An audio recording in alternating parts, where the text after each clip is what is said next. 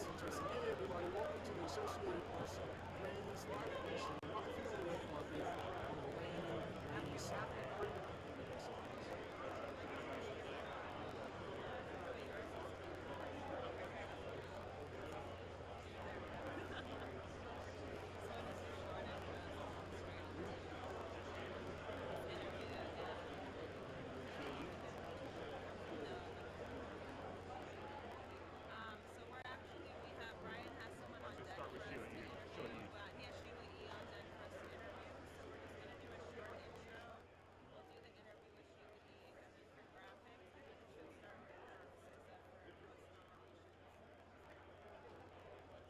Further you move out,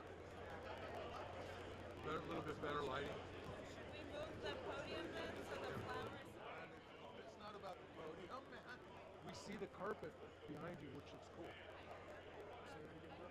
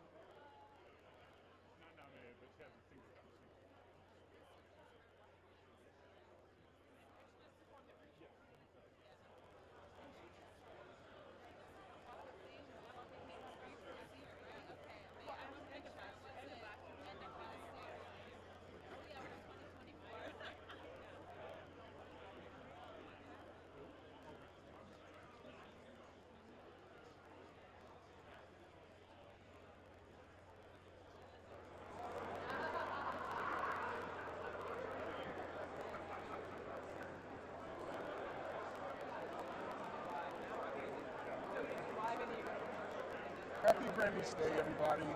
We are live here on the red carpet for the Associated Press Grammys pre-show. I'm Gerard Hamilton. And I'm Leslie Ambriz. And if you're tuning in right now, you are here for one of the best red carpet shows of the night. I'm claiming it already because it's true. But I got to start off because, Gary, this outfit today, you look fabulous. Oh, Tell me a quick little sentence about the decision behind all the sparkle today. This decision was, this was a backup. My first one didn't work out, so we chose this one, but I think we're doing okay with it. I think so. I love it. Thank you I so love much. it. And tell All me the way about down to yours. the You look shoes. beautiful as usual. We're doing a little bit, thank you. We're doing a little bit of a vintage look today, you know, a little bob look, little, you know, high-low. You can't see the full dress, but go on my Instagram and you'll be able to see it there. And, you know, I am so excited today. For those of you who tuned in earlier, we already had Liam interviewing some amazing, amazing guests. I saw Kelly Osbourne, Robert Glasper. I was like, wow, okay. I was like, wait, you guys, we want to talk to you too. But, you know, we have amazing, amazing guests to chat with today. Our first guest, actually, that we have waiting over here on this side is Miss Sheila E. So we're going to bring her over and then get that started. How y'all doing? How are you? Actually, doing great. How are you? Just kidding. We're going to talk to the brothers Osbourne. Hello. You look great. You look the memo. Hi, Leslie. Nice to meet you. I am the odd one out. Y'all match each other and I match the floor. That's You fine. stand out, That so is we love it. fine. We Yeah. love it. Star of the show. We need a little standout. Mix it up a little bit. Yeah. Tell me, how does it feel to be here, especially and continuously seeing country continue to get more recognition from the Recording Academy? Oh, I think it's amazing. You know, I mean, country music, it's like an impossible thing to define. What is it? There's always argument, for some reason, in this genre over what it is. So there's like an odd identity thing about it, but in a way, it's become quite homogenized. It's so broad. I mean, we have someone like Jelly Roll, who's a hip hop artist, now nominated for a country album, great country writer. You have like Morgan Wallen, who's like very pop with like 808s in his music. And then you have Zach Bryan all the way on the other side. So I think it's, and Laney's, I think it's awesome that we have quite the spectrum of sound. And doing this over the years, we've kind of seen how much more a part of the Grammy world country music has been. And I don't know, it makes us more proud to be a part of it. And I think, you know, there's a lot of cliches of what country is. You know, everyone's like, I don't like country music, but I like these artists. And you always hear that in our genre. And I think tonight it's like one of those nights where we get to pick some of the cream of the crop of our genre and show people what it's about. Because a lot of times it isn't what people, I think, their preconceived notion is, or what the cliche of what country music is in a lot of ways. So it's a time to come here and to represent and be proud. Love that. That's true. You gotta have that pride for your genre. You know, yeah. all the work you've been putting into it. Specifically with this album that's nominated today, what does it mean to you knowing that the Recording Academy is acknowledging it and presenting it with a potential award? Yeah, you know, this album is special because my brother and I have disclosed a lot about ourselves in the last few years, going into writing for this album, recording this album, which is why we self-titled it. And also, just like everyone else here, we take what we do very seriously. I think my favorite types of people who don't take themselves seriously, but they take what they do seriously. And that's who we are.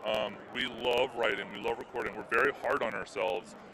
So to get recognized that, just to be nominated, win or lose, really puts a lot of wind in your sails, because it's easy to second guess yourself, question yourself, have doubt, and this just reminds you that, okay, I'm doing something right.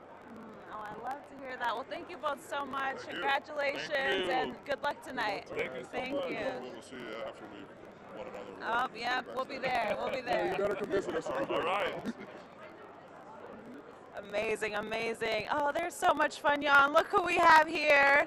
Grammy winner, Samar Joy. I know, I saw that speech that you did last year. We talked to you last year as well here in our live show. Tell me, reflecting back on that win and being here now again at the Grammys to present, how does that feel? It feels like insane. Like, I don't know, I was feeling surreal, you know, feeling all of the excitement and fun of being here last year for the first time, and now to already pass the torch on, I'm like, this is crazy. What happened? This year went like that. So. Oh my God, I love it. And do you feel like as an artist that you now think about your music when you approach it a different way now that you've had that milestone happen? If anything, this past year I've got the opportunity to do a lot of live shows, and so I've seen my audience grow and diversify, and I've seen my peers in the audience with me, people and different groups of people, and so it's just given me the courage to keep doing what I'm doing, you know, honestly, because no matter what, the people who like it will find me. And you are one of the youngest artists, I think, you know, that's hit the mainstream in your genre. So are you seeing that reflected in your shows, like more younger people starting to come out? Absolutely, absolutely, and I'm surprised by it, honestly, because I started on TikTok and, you know, doing that sort of thing, but to actually see it reflected in live shows, you know, people coming out, I go to sound check, there are students there who just want to meet me and who just want to see, you know, it gives me so much joy, pun intended, to see it, because I don't want to gatekeep, I don't want to just hold this for myself, I want to share this moment, you know. And you mentioned TikTok. I mean, how important is TikTok these days as far as, you know, discovering new music, learning new music? Is that something that's kind of built into your strategy? I think it's been really important for artists everywhere, music and beyond, to share on social media and to build their platform and their audience there, so that, like it happened with me, you could see it in real time and see it in person. People who connect with you online, all of a sudden they become actual real lifelong fans. I love that. Well, congratulations again of all your success this past year. We love seeing your glow up and your blow up, and we can't wait to see what's next. Amazing. Congrats. Nice to see you again. She is so great. I love her. I love her. Oh my God, her voice. Woo.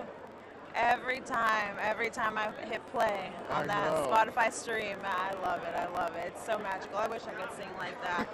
And Gary, you know, one thing we forgot to tell the people is that it is nice and cozy in here, but right outside it is a pouring rain. It's a different story outside. I mean, I see artists and managers and publicists with umbrellas and ducking and dodging raindrops. You know, being from Texas, from Houston, and living in New York, I always heard that it never rains in Southern California, That according is a to lie. Tony. Yeah, I see. I was shocked, because it's not just sprinkles; it's pouring outside. Oh, when it rains, it pours, you know, definitely down here. Sorry, everyone, for that slip of a joke. But, you know, one thing that's really amazing this year is last year we had the 50th anniversary of hip-hop. We had amazing legends come down that we got to talk to. And this year the women are dominating, specifically women in R&B are dominating in so many categories. I mean, SZA has, I believe, 9 nominations. Is that right? The most nominated artist this year. Exactly.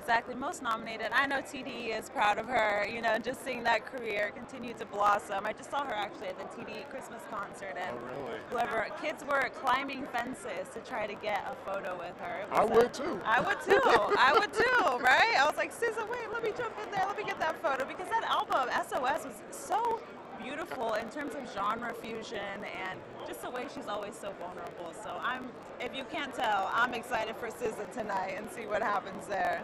I mean, I think that you used the right word, beautiful. I mean, it's one of those albums where you don't skip tracks. You just go and you just let it play. And then also, it just allows you to, you know, enjoy the whole album uninterrupted. So, you know, yeah, SZA, I am, you know, banking on her to take home a lot of awards. Oh yeah, it's definitely a no skips album for sure. And we have a bunch of other amazing nominated artists tonight who are also continuously breaking records in their own right. But we have Phoebe Bridgers with 7 nominations. And then get ready for this list, okay? It's a lot of them tied at 6. We have Brandy Clark, Miley Cyrus, Brandy Clark. Take it away, the last 3. Olivia Rodrigo, of course Taylor Swift. I mean, we have to have Taylor, and we have, I would say, probably one of the surprises of the music industry this year, Miss Victoria Monet.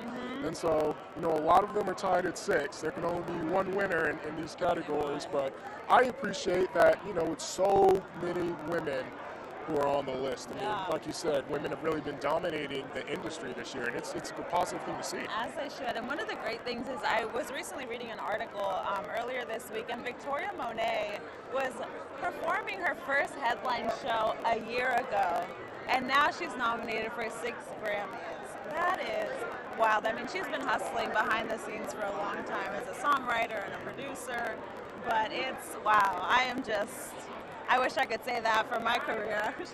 No, I mean, it's a feel-good story, and I think it's a testament to when you're talented and you work hard and you stay the course, good things come. Now, exactly. I interviewed Victoria for her first album, and I hope that she stops by today, because one of the things that we talked about in that interview was her feeling or kind of wondering at the time, like, when her moment was going to come.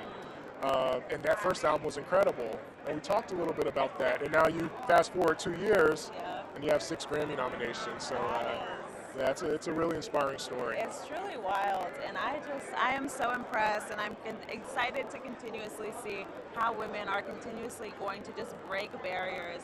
We're not even gonna have to have these first conversations anymore. Hopefully in 5 to 10 years, we'll just be continuously just celebrating everybody's wins. And one thing I know, I saw you all in the chat earlier, the Swifties are here. They are in the chat. They want to see Taylor Swift. They want to see what she's wearing.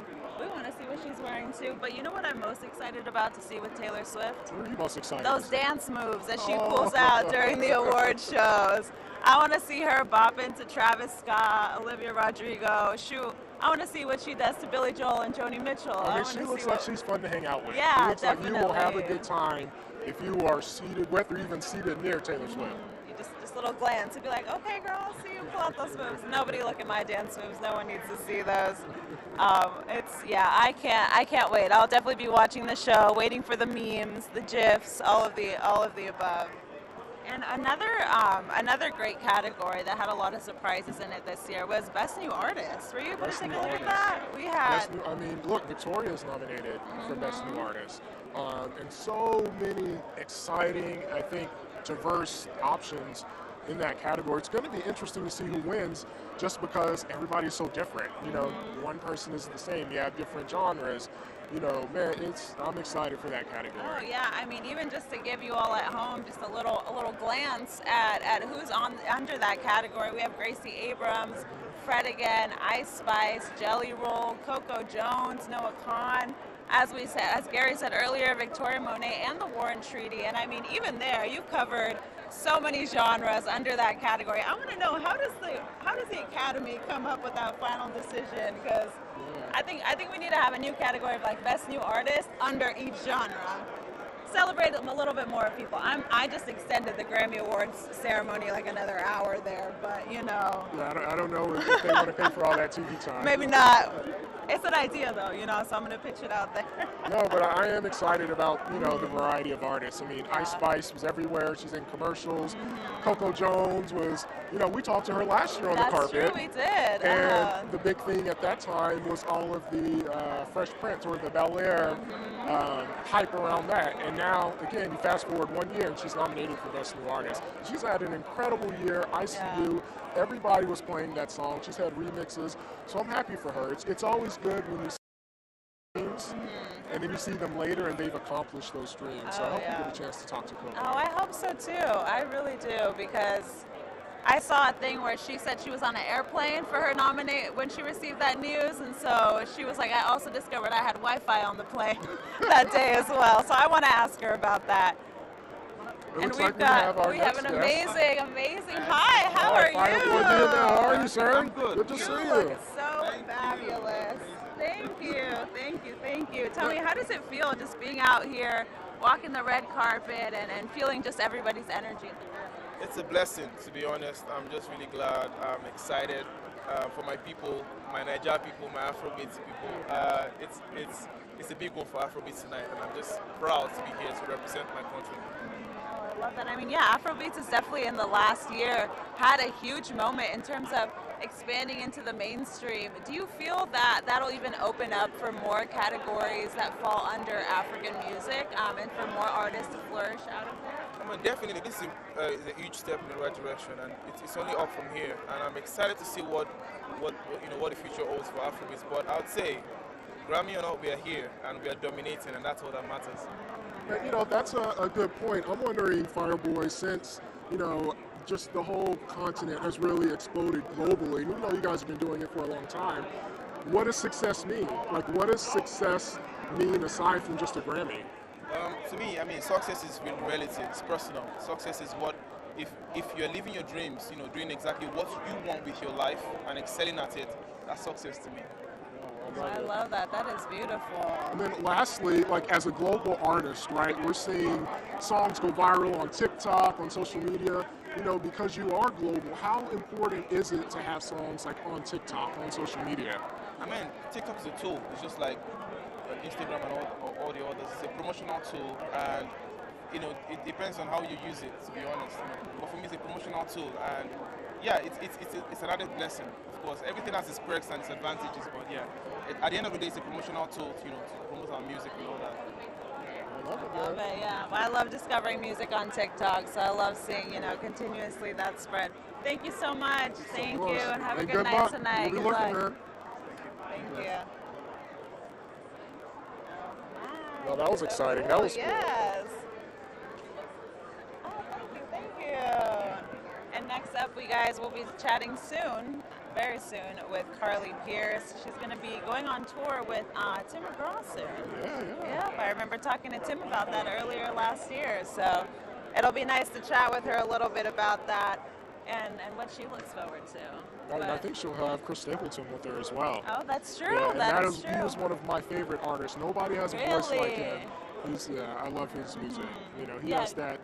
He's country, but it's that soulful type of emotion that he brings to his music. I'm looking forward to talking with him. Okay, and you know what I did spot while we were talking to Fireboy? Victoria Monet skirted by real fast with Hazel in tow, so I'm hoping she comes back so we can chat with her a little bit. She looked beautiful though, wearing a beautiful gold dress, so I'm excited to see that on the fashion cam a little bit later.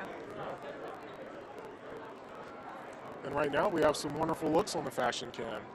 You know, I always wonder, you know, when you are planning to attend these events, especially when you are an artist, when do you start planning your dress? Is it months before? Is it weeks before? How long did you start planning? I had a stylist, so I don't know how long ago she started planning, but we secured everything over the weekend, and that was what worked. It was more so, I'm shorts. It was like, what dress can I wear and not be tripping over myself? Just in time.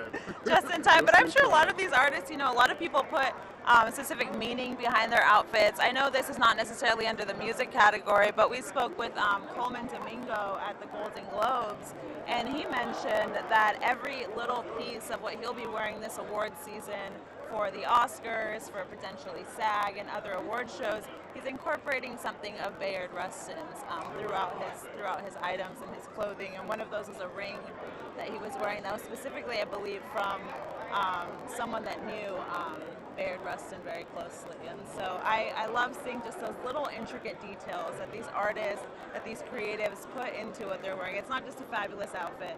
The storytelling continues throughout the fashion. It means something. And as we promised, look who is on that screen, Miss Victoria Monet, decked out in gold, bronze actually. That is not gold. I need to get my colors correct. But wow, that is a beautiful, beautiful dress. I love just the detail of the ruching that she has, the corset down the middle. We knew she was going to be fabulous. I think gold has been her color. We saw her at the BMAC dinner earlier this week. She was also wearing a sort of bronze. I'm getting bronze and gold mixed up again, but she was wearing a sort of bronze outfit. Maybe it's a little nod to that Grammy. A few of those Grammys she'll be winning tonight. We'll see, I'm still caught up on your fashion terms. What is it, ruching? I'm like, what? I know things, Gary. See, we're going to have to put you on our fashion I watch. read Vogue, Oh my goodness. Yeah, we're open Victoria. Hi, how's it going? Hello. You got the black memo with us. We did. Tell me, how does it feel tonight being here, being nominated, and especially sharing one of those nominations with Chris Stapleton? Oh my goodness. I last year found out that Chris Stapleton was going to sing on this song with me the night before I won my first Grammy, so it feels just like a really special night, and to be here recognized at the highest honor with one of my favorite voices of all time. It's crazy. And I always want to know, what was the story of when you received the information about this nomination? Were you at home? Were you with friends? Who was the first person to call you? Set the scene for me a little bit. My manager called me. I had like a towel on my head, just got out of the shower. I didn't watch to see the nominations because I didn't want to know, and he just said, hey, Grammy nominee. And you hope and you pray that that's going to happen, so it was amazing. That is beautiful, and I know that Gary is a big Chris Stapleton fan. I am. And I'm a Carly Pierce fan. It's the Texan in me. Yes. But I am curious because a lot of times I think we see upticks in country music when we see economic strife in the country sometimes, and people seem to really relate to those personal lyrics in country music. I'm just curious, what's your take on that? I think people want to feel relatable to us. I think they want to feel seen. I know for me, the way that I write music, I went through a lot of things in the last few years that I just kind of laid all out there, and I saw the redemption and just being honest and showing people, just because we have a microphone and we wear pretty dresses and fake hair doesn't mean that we aren't having the same human experience that you are. So I think people just want to feel seen. I know for a long time in country music, women were fighting to be heard equally. And this year, at least as a whole in the Grammys, this is a women-dominated Grammys. So, can you feel it? I mean, when you are talking with other execs or even other artists, are you feeling like there's been a shift as far as women in music? For sure. I had my first single out about 7 years ago, and it is a completely different landscape. And I always kind of took an optimistic stance on the whole conversation about women in the music industry, because I really felt like if we just really buckled down and worked on our art, that we were going to rise up. And I think you're seeing it. There's a lot of good women out here right now. And we definitely are seeing it, right? Yeah. You are amazing. I'm excited for that Tim McGraw tour that's coming up soon. Yeah. It's so exciting. No, thank you so much. Thank you so much, and good luck when you watch it. Thank you. Oh, let me not move out of the way because we got another interview. Hello. One of the best musical geniuses standing in front of us. Yes, the way that you're able to mix everything. I've seen some of the action, and it is amazing. But tell me, how does it feel being here today at the Grammys, and especially even knowing that they've added, engineering categories and acknowledging people behind the scenes? Yeah, I mean, always surreal. Always a ton of crazy people. You have to keep your eye out and your ear out. Think, oh my God, And it's just a wild social occasion. I think this is my 6th time here, so kind of learned how to deal with the overwhelm a little bit, but it's always surreal and always an honor to be nominated. And I'm performing this year with Joni Mitchell playing piano for her. And that's just an obscene honor. Like, I can't put it into words, you know, and always to be kind of to stand alongside my peers feels amazing, it feels important, so I'm really, really happy to be here. And tell me about, you know, the process of preparing to perform with Joni Mitchell. What went into that, and can you give us a few hints of what that performance will look like? Yeah, so the trick with the Grammys is to be as present as possible, because it's like so easy not to be. You're like dazzled on all sides. So it's just about being like, hey, I'm at the piano today, and there's Joni Mitchell, and oh, there's the Staples. You know what I mean? So it's a funny feeling, but for me, it's just about, like, as an accompanist, which I am today, really. I'm just watching, listening, absorbing, being a part of the conversation with Joni, and you know, her phrasing is so unique and so special, and the way she'll hear a gap, or you leave the right gap, then she'll fill it, and just seeing that dialogue and being part of that kind of infrastructure is so profound, you know, really, really special. Oh, that is beautiful. Well, lastly, can you just tell me about this outfit? I think you win for most colorful this year, and I'm loving it. Thank you very much. I appreciate that. I'm always a huge fan of color, and pink especially this year for whatever reason. This outfit is made by a company called OTT. They're amazing, and it is a bit OTT to be honest.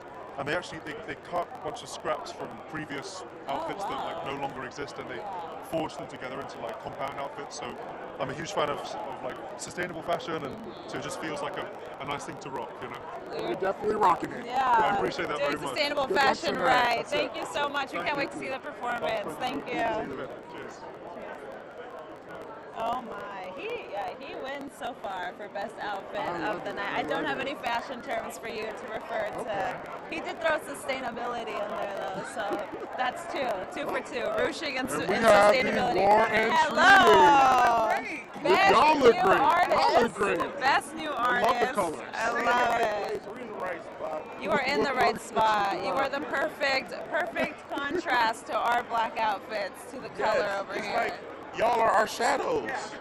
Like, that's super cool. We're the treaty today. Oh, We are officially unofficial part of the group. We're unofficially a part of the group. That's the the and that's the That's and. it. Yeah, we understand. we'll be at the next concert. performing with you all. So how does it feel, Best New Artist nominees? I mean, it's been a crazy year.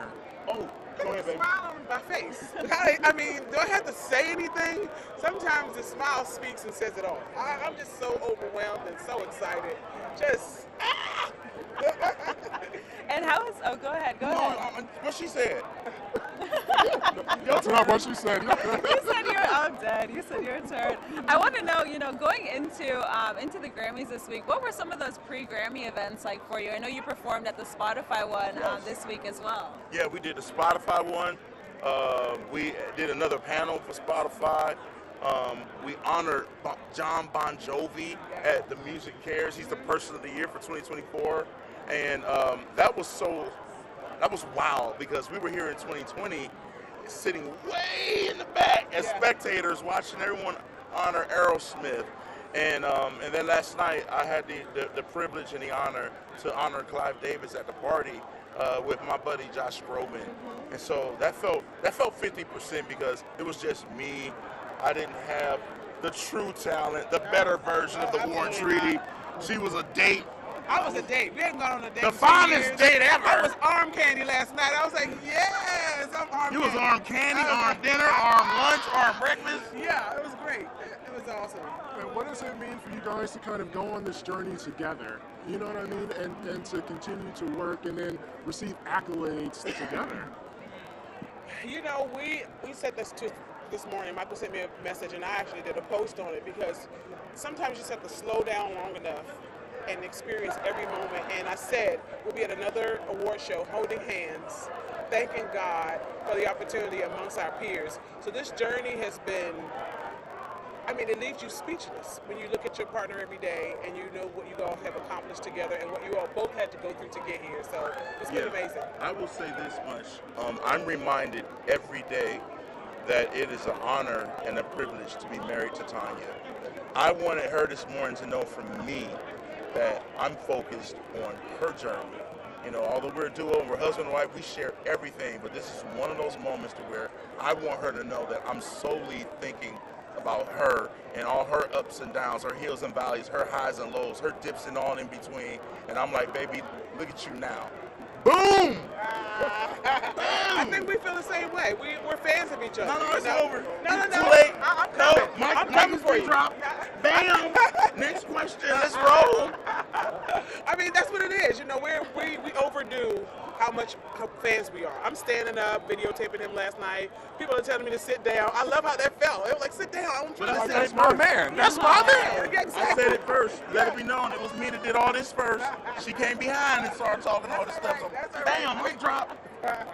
John, we love it. We love it. Congratulations and good luck again tonight. Thank y'all so much. Thank you. So nice to chat with you all.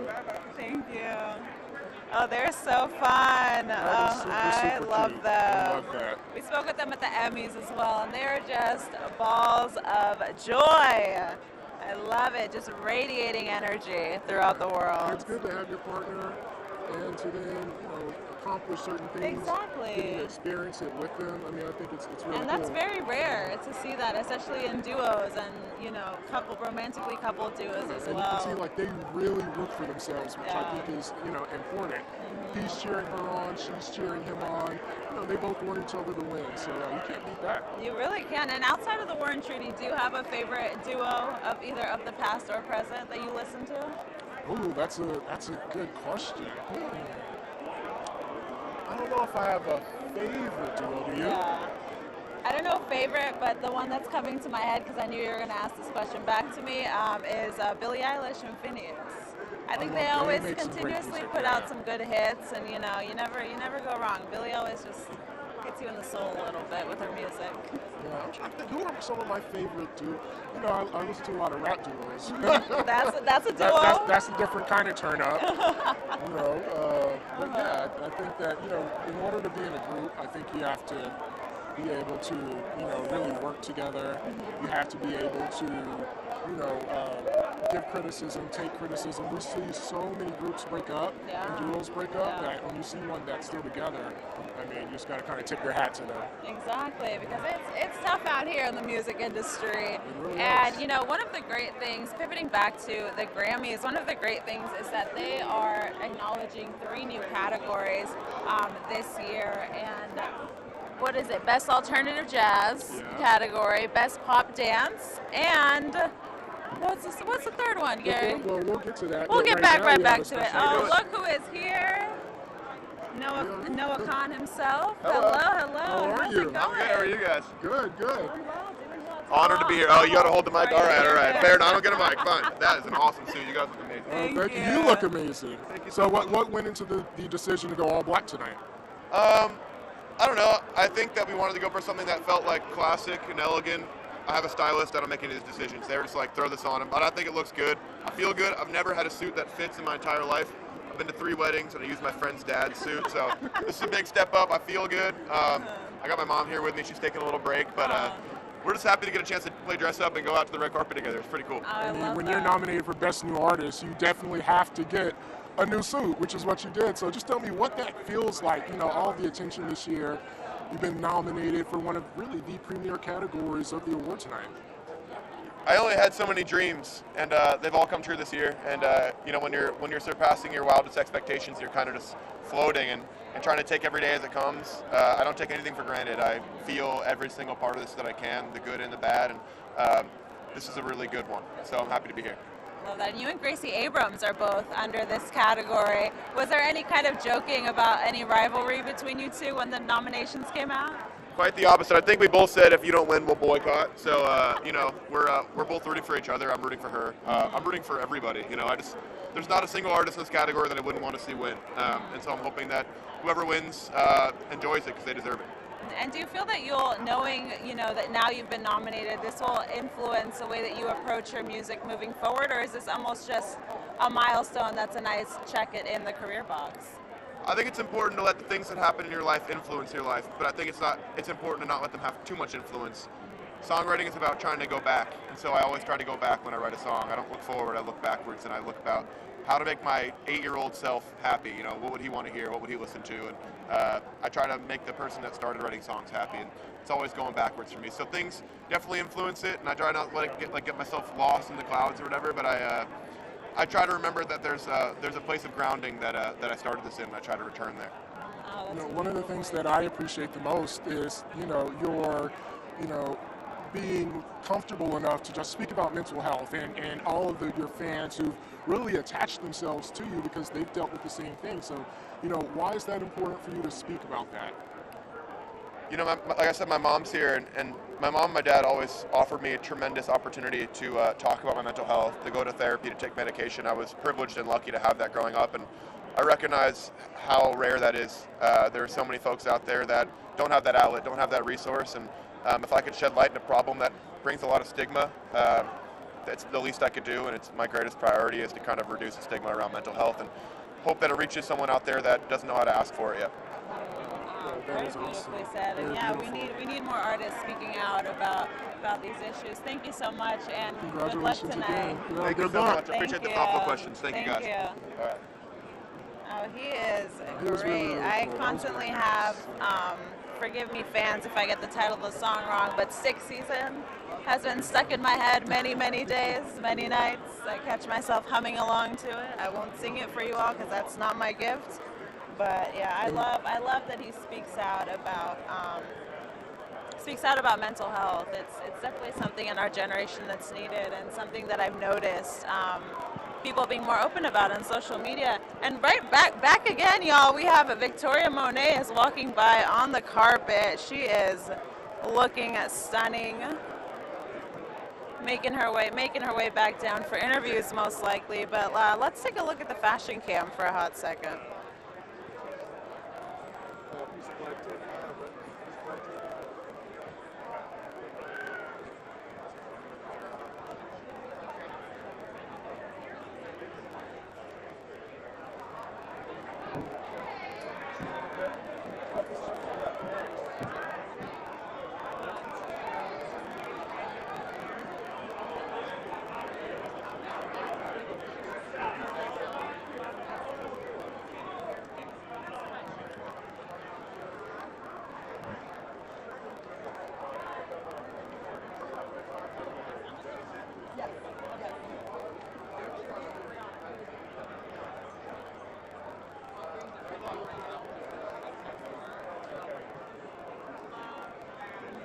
Deputy was a producer.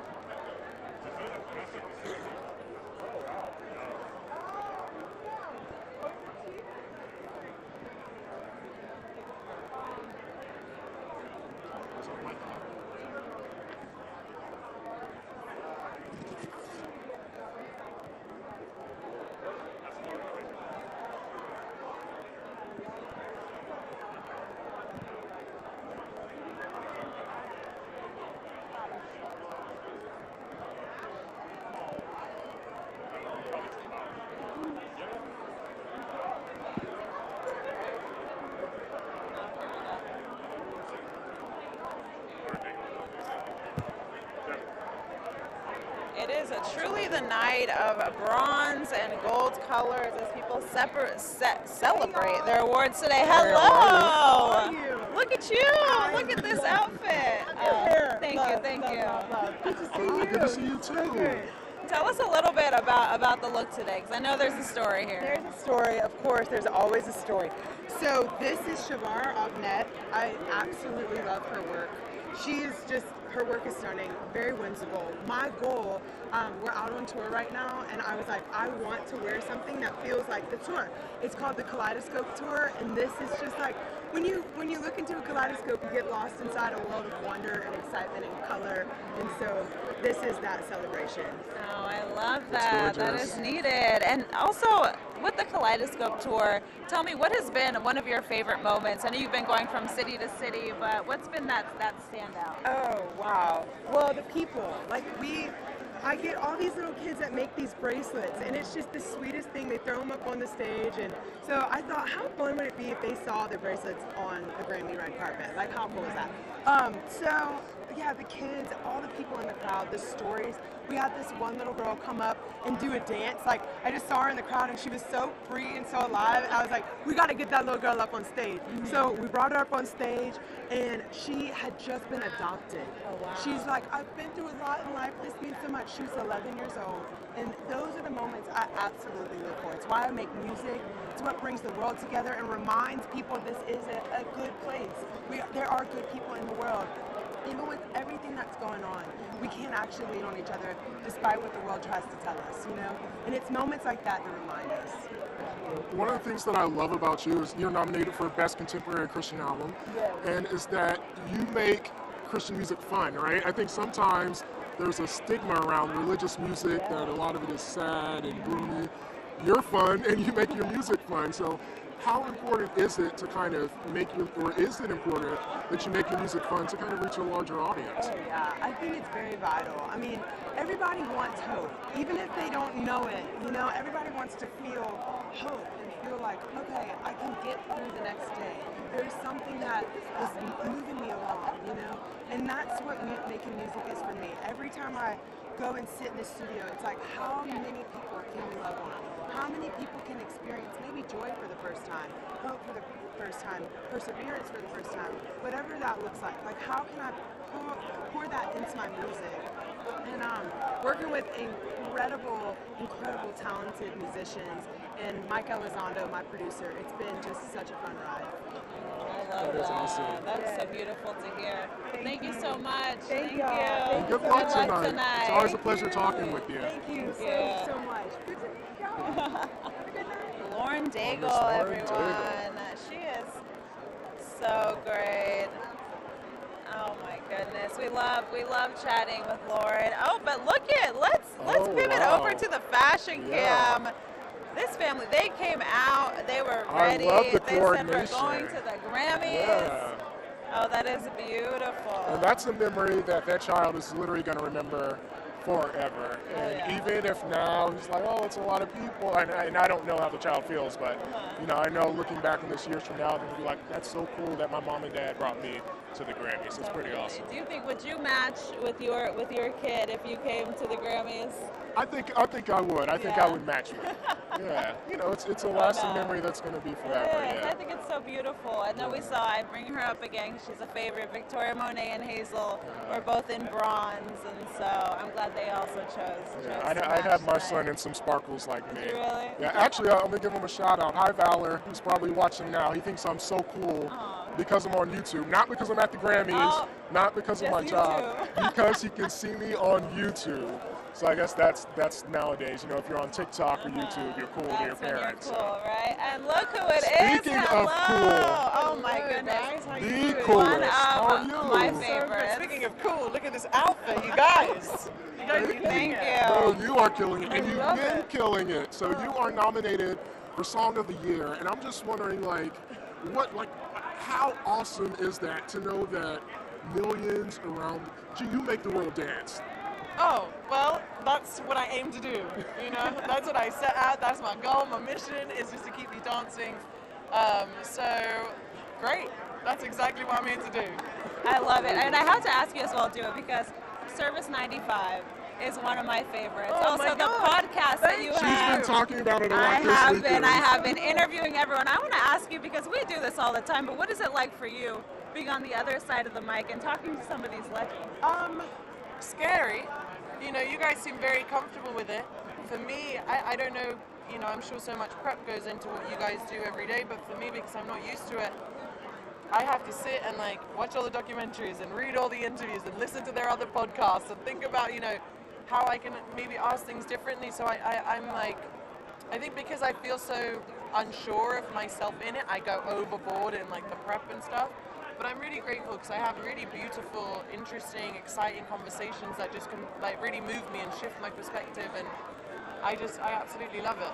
Oh, Yeah. you're doing a great job. And I think sometimes people think we just get up here and ask questions, like anybody can do it, but like you said. It's not easy. So much prep goes into it. And for you guys, it's even more, I mean, you're professionals, so I don't even want to say anything, but there's like so many people, and someone could just come to you on the fly and you just have to like ask them something about themselves.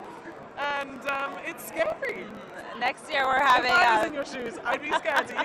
You guys seem so calm and level-headed and chill, and I love this. That's very sweet. And I have to ask you as well, Dua, tell us the story behind the look today, the necklace. The necklace is beautiful. I know there's a story here, because I know you do a story with the hair for every album. Thank you. I mean, this is a custom Courage look, and the jewelry is Tiffany's. It's from the 2023 Blue Book collection, and it just makes me feel really strong and powerful, and that's the energy that I'm bringing in tonight. Oh, I love it. yeah. Well, lastly, I'm just curious, you know, because you do make the world dance, like, does it get old when you are in a car driving by and somebody's blasting your music and It never gets old. Because when I put my music out, I never listen to it ever again, unless I'm prepping for my tour or, you know, or it's same for a music video. Like, I would watch it up until the point it comes out, and then when it comes out, I never watch it again. And it's the same with like the music. It's like I listen to it up until the point all the mixes are done, everything's finished, then it goes out into the world, and then I never listen to it. So when I hear it on the radio, or if I hear it when somebody's like driving past or whatever, I get so excited because I'm like, oh, I'm seeing it and hearing it in the real world, so it feels special. Oh, that is Well, beautiful. then, I just have one more question because we have to have you. I know you have to go, but obviously women have dominated this year in music, including yourself. We haven't always seen that. So what's it like to see so many women dominating? And also, what's it like seeing women, what would a woman-dominated music industry look like in the future? Well, first of all, I think it's just wonderful to see so many women at the top, and so many incredible women nominated. And I don't know, I think what we want is just, you know, an equal space in the industry, and to be seen equally on equal levels, not just on the creative side, but on the business side. So hopefully just like the equality in the industry will kind of level things out a little. I think we're still kind of figuring that part out, but it's we're getting there, slowly. Baby steps. Slowly but surely, definitely. Thank you so much for your time, and congratulations. You guys are perfect interviewers. Oh, thank you. I'm going to take note. Feel free to invite us on the podcast. We'll have you here next year hosting. Oh my goodness, I love Dua, and another amazing producer over here walking this super way. Producer. Super producer Hey, boy, over how are you, here. sir? Hello. And who is your guest with you today? C3, that's my son right here. Oh, hello. Hi, how are you, son? And fitted perfectly. I love it. Tell me, how does it feel being here, especially seeing, you know, the producer category, knowing just all of the amazing careers that you essentially helped to succeed over the last few years? I mean, it feels great, you know what I mean? Congrats to all the nominees. You know, we're going to see how it go tonight. I'm excited, you know what I mean, for sure. And one thing I recently read an interview that you did with us here at AP where you talked about how your bar for success isn't necessarily award shows, it's more so within the community and how your music is accepted there. Can you talk a little bit about that? No, for sure. Even just being here right now, like regardless if I win or not, got my son, my pops just touched down from prison 9 months ago. Now he, you know what I mean, on the red carpet, so it's already a W. And could you see more artists almost taking initiative in terms of how their music is put out into the world outside of streaming? Because I know you said you're also giving out exactly, physical yeah. CDs, We right? put out my dad's album, The Truth Is in My Eyes, and did great with it, and I just dropped another album with LaRussell, and that's completely no DSPs or anything yet, you know what I mean? It's just a great feeling, like to really empower yourself. I love LaRussell, so I actually need to listen to that. So yeah, you should. Him and my dad got a crazy song out right now. Video. Oh, amazing. It's a family affair. Full family affair. Now tell us about, because I know you both have, you've got the denim with the white stripes on. Is there a story there? We just kind of wanted to be in the same world without being too matchy. You know, we all got bonsai on, and they showed love, sent us pieces, so it's great. Amazing. Well, thank you all so much. Thank you. One Go more ahead. quick Yes, question. go Yeah, ahead. you know, obviously we know about your work with Nas. It's been, you know, just some of his best work in years, and fans feel like that. How would you describe kind of giving fans kind of a different look on Nas, because he was already a legend? I mean, I don't know if it's really a different look, you know, it's just more so I just came in and I was excited to work, you know what I mean? And that was the difference maker. That's how we was able to get 80 songs in 3 years just off enthusiasm and, you know, really wanting to get the work done. Well, you definitely did that, and obviously it shows with the nominations. Congratulations on a big couple of years. Oh, definitely. Thank you.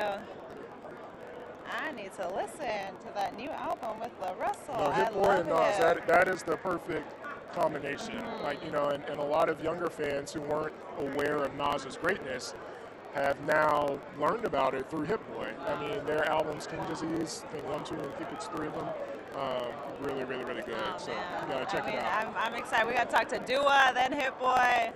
Dua is a milestone interview for me, so that was very beautiful. And it's rare that you have somebody like, you know how hard it is to make the world dance? Oh, and then you have one of the top artists in the world who literally, that's her goal. She wants to make the world dance, and that's what she's doing. I think one that's thing pretty about her, incredible. she continues to evolve throughout her music. I mean, I've been a fan since like 2018, and so just seeing her, I saw her perform at, I believe it was UC San Diego. Wow. It was just a small little performance. She was still fresh, still newer to like the mainstream audiences, and seeing that career just completely skyrocket has been so beautiful. And I am at every tour. I am there supporting Miss Dua Lipa. I am there listening to that podcast. And she's just likable. She is You so know what I mean? likable, Like, yeah. she's likable, and I think that's one of the cool things. You know, obviously artists are talented. We love them for their talent, but we just had a really fun conversation with her. And the fact that she even acknowledged, hey, what you guys do is not easy. There's a lot of work. There's a lot of research that goes into it. And I think right now we live in a space where social media is so rampant that, you know, people feel like they can just pick up a microphone and that it's easy to ask questions. Yeah. And so for one of the world's biggest artists to acknowledge that a lot of research goes into it, and she thinks we do a great job. Oh, I know. I was like, it's you really, mean really it? cool. Right. All right, thank you for the compliment. Thank you. No, one of the best compliments we could ever get. And look at some of the amazing looks that we have. I mean, Dua had that beautiful silver, and look at this red right here. I wish I would have worn red today, because that is a beautifully striking color. And then I've been noticing more of like 3D. There's more 3D just architecture almost pieces that are attached to people's outfits, or hardware I should say.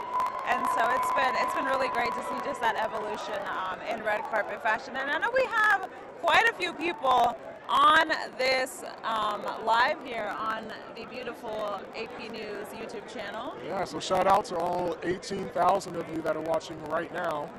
Tell your friends and your family to pull it up so we can have some more viewers as well. Exactly, But we definitely appreciate you guys. The more the merrier. It's a party here, you know. We're celebrating tonight. It's music's biggest night. We are metaphorically popping champagne over here. Music royalty right here. Hello. It's the Red and White from Earth, Wind and Fire. Nice to meet you. How are you? How you doing? I'm good. Good. Happy Sunday, happy Grammy Day. Happy Sunday, happy Grammy Day. I mean, I guess I should ask, you've been here so many times. Does this ever get old? No. And don't forget, as I said earlier, this is the first time we've had a really good Grammy in 4 years. Because of COVID, right? We were kind of on Zoom, and not as many people came, but this year traffic is packed. You know, it's great. You know, you can't find parking. That's the way you like it, you know?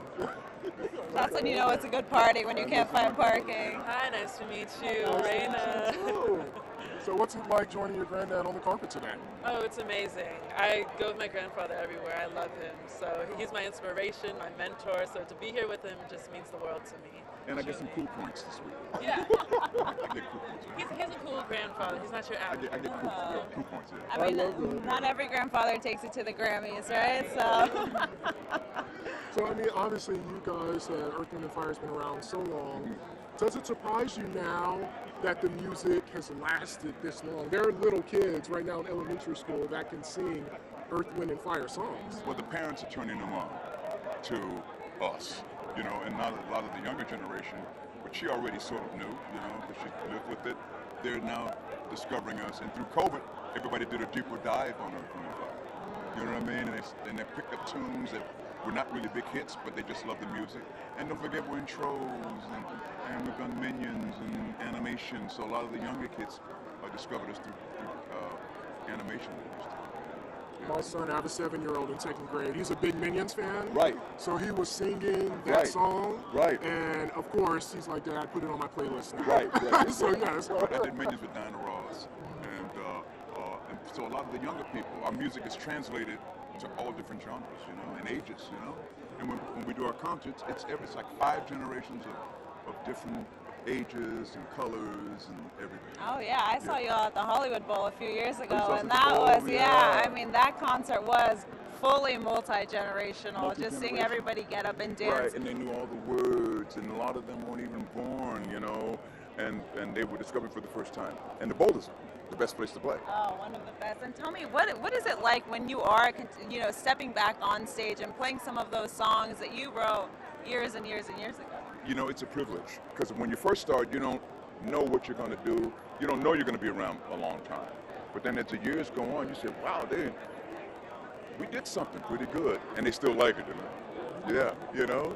Well, you know, obviously music has changed so much from when you guys, technology has changed. Right. You know, how important is it, you know, for your team to use social media to, you know, help with your music? Not that it needs it.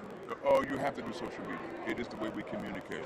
You know, we're on our phones. We find out on our phones before I'm from the television generation, so, and you all are from the phone, so the phones do it right there, and she's on the phone. You know what I mean? And with social media, what it's done for us is connected us faster. So I think it's a great thing. You know? Thank you so much. Yeah, such an honor to chat with you. Thank you. Let them leave that jacket, please. I appreciate it. Okay. And my daughter was born on the 21st of September. Okay. That's a special song. All right, okay. Thank you so much. So nice to meet you. Oh, that is beautiful. That was fun. I mean, talking to a living legend. It only happens here at the Grammys, Gary. And they're all in the same place. That's what's so cool about it.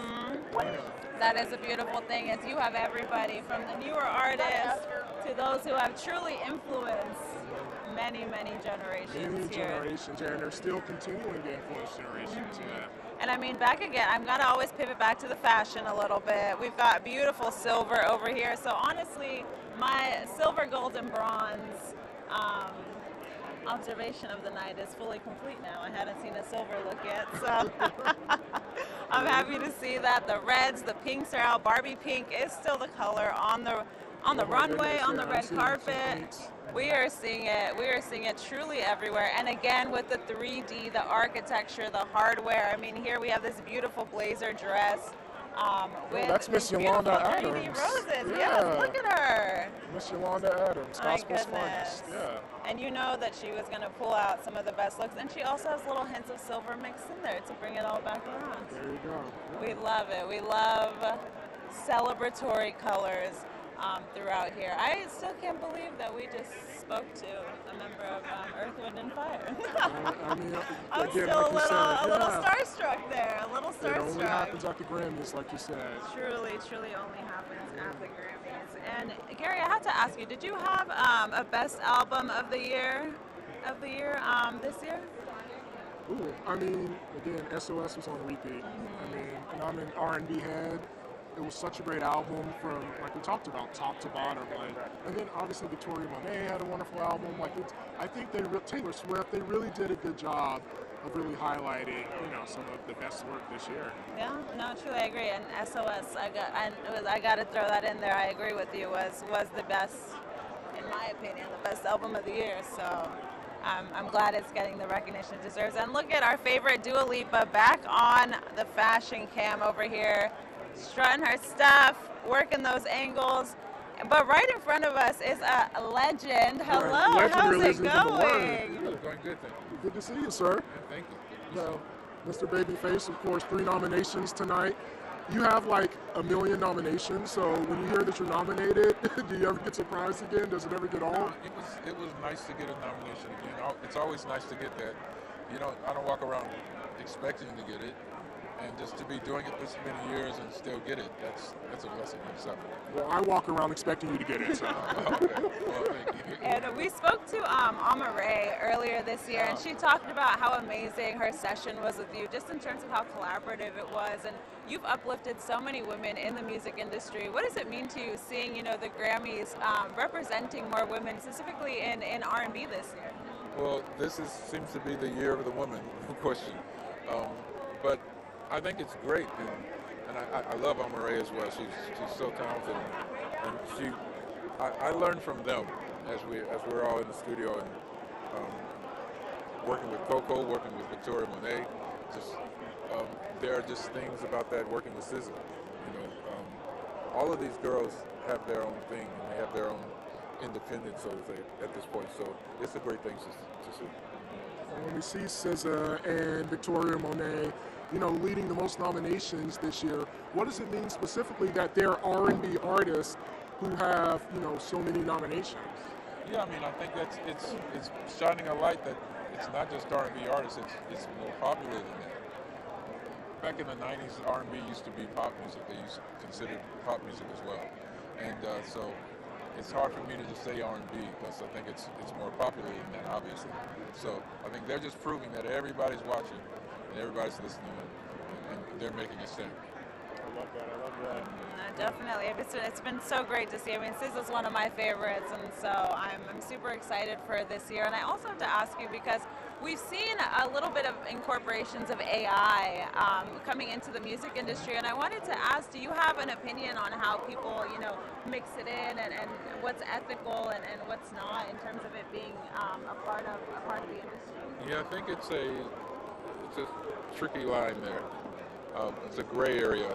You have to be really careful, because at some point it's taking advantage of artists, and I think ultimately it comes down to whatever artist you're copying, then they should have a piece of that. Always, from the get-go, and maybe all of it. Well, thank you so much. It's always a pleasure talking to a living legend. I know you like to downplay it, but this is a living legend who's written so many of our favorite songs, so it's always so cool to talk to you. Appreciate it. Thank you, guys. Thank you so much. Thank you. Oh, man. Once again, only at the Grammys, chatting with Babyface. Wow. And I just love...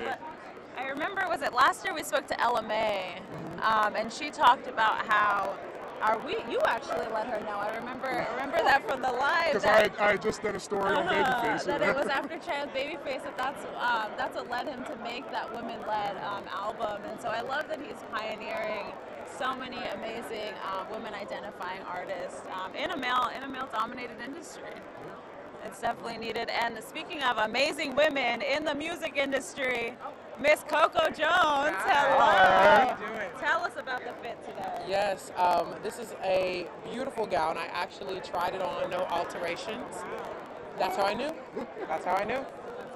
I love it. And that's how you know you might be winning tonight. Woo! The universe is lining things up for you already. I agree and I accept. Thank you, Lord. Help me.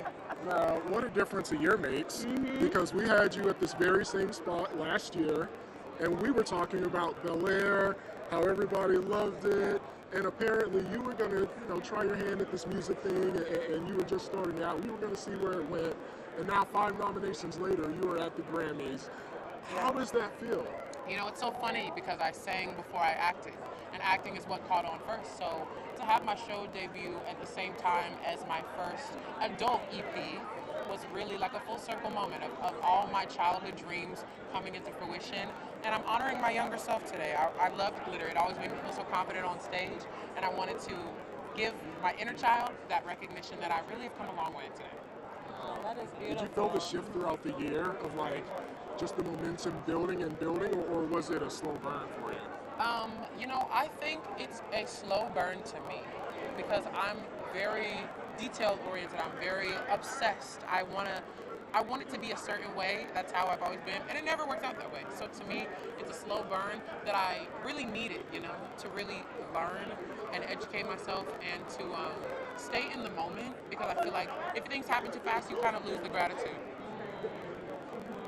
You gotta sit in it, right, in order to enjoy it fully. Well, thank you so much, Coco. Thank you. Congratulations. Congratulations. Oh my, she is so great. And you guys, we're gonna bring Liam back up because he's got a really great interview coming up with Miss Paris Jackson. We're gonna step out of the way. It's been ages. Come on in. Miss Paris Jackson. Welcome to the party. No stranger to red carpets, are you? No. You like it?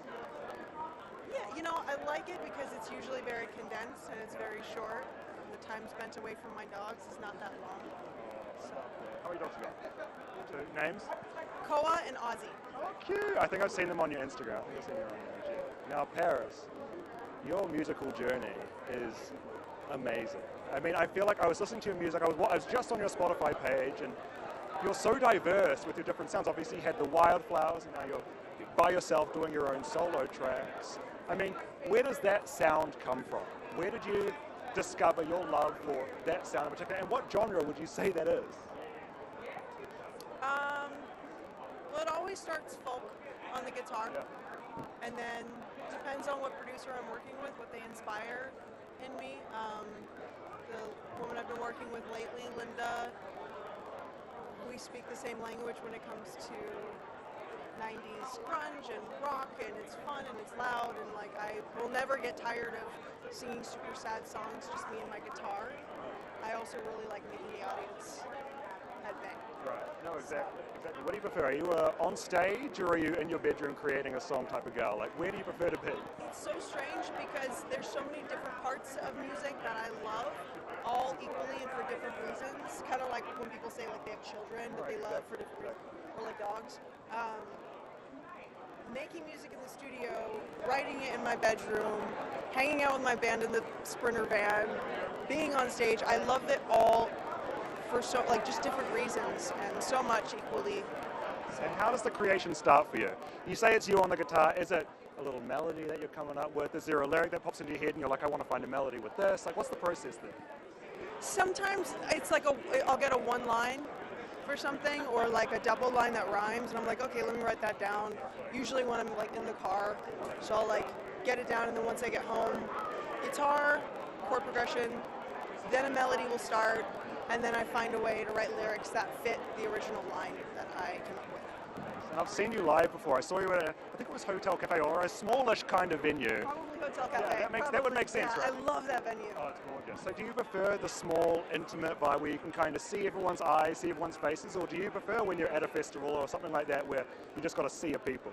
See, that's the thing. I can't decide between. I love being alone with the guitar and just quiet, intimate Hotel Cafe. I also love being on stage at Bonnaroo and Bottle Rock and screaming super, super loud. I love that. Yeah. Are you the type of person that feels energy? Because that's me. Like, I can feel people's energy quite well. When someone walks up to me, I know what their kind of vibe is and their presence is. Are you similar? Like in that I think we all are. Some people just turn it off. I think it is a very human thing to be sensitive to energy. And where's this journey taking you, Paris? Because it's only just beginning, I feel. Like, where do you want this to go? What is your trajectory? I've kind of given my self-will up. It's just whatever the universe wants for me, go with the flow, and just keep, like, creating. If I'm creating, I'm happy. So. Where's the craziest place an idea has popped into your head? Like, have you been like, because people have been talking about how they'll be sleeping and then they'll wake up and suddenly have to put something in their notes app. Like, have you had a moment like that where a great idea has come and then it's turned into something that's ended up on an EP or an album? Yeah, just in the green room, or like, yeah, it was a green room for this movie that I was shooting out in Atlanta a couple months ago, and it just hit me, and my co-star had his guitar, and just came up with something. And you're a mixed bag, Miss Paris. You're a mixed bag of talents. You've done the modeling, you've done the music. I've seen you on screen. You've done acting. Are you just like, whenever a good opportunity comes, you take it? Like, how do you choose what project you kind of want to work on? Whatever feels right. I mean, I put up some shells yesterday. It was my first time setting anchors in a wall. It's just, I'm down to try anything, you know. And you're doing it so well. So nice to see you. Have the most amazing time, and good luck with it. Thank you. Thank you.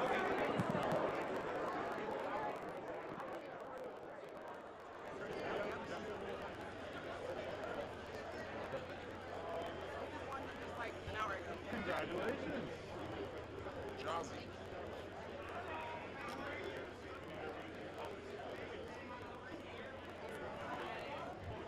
Blown away.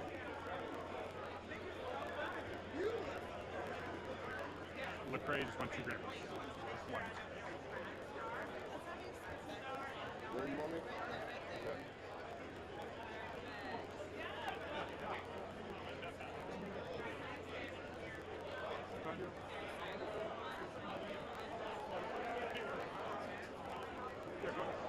That was a great interview that Liam had with Paris Jackson, but we have a great interview right in front of us over here. Hello, how's it going? All is well. How are you? Doing well. I mean, you got the yellow going on today.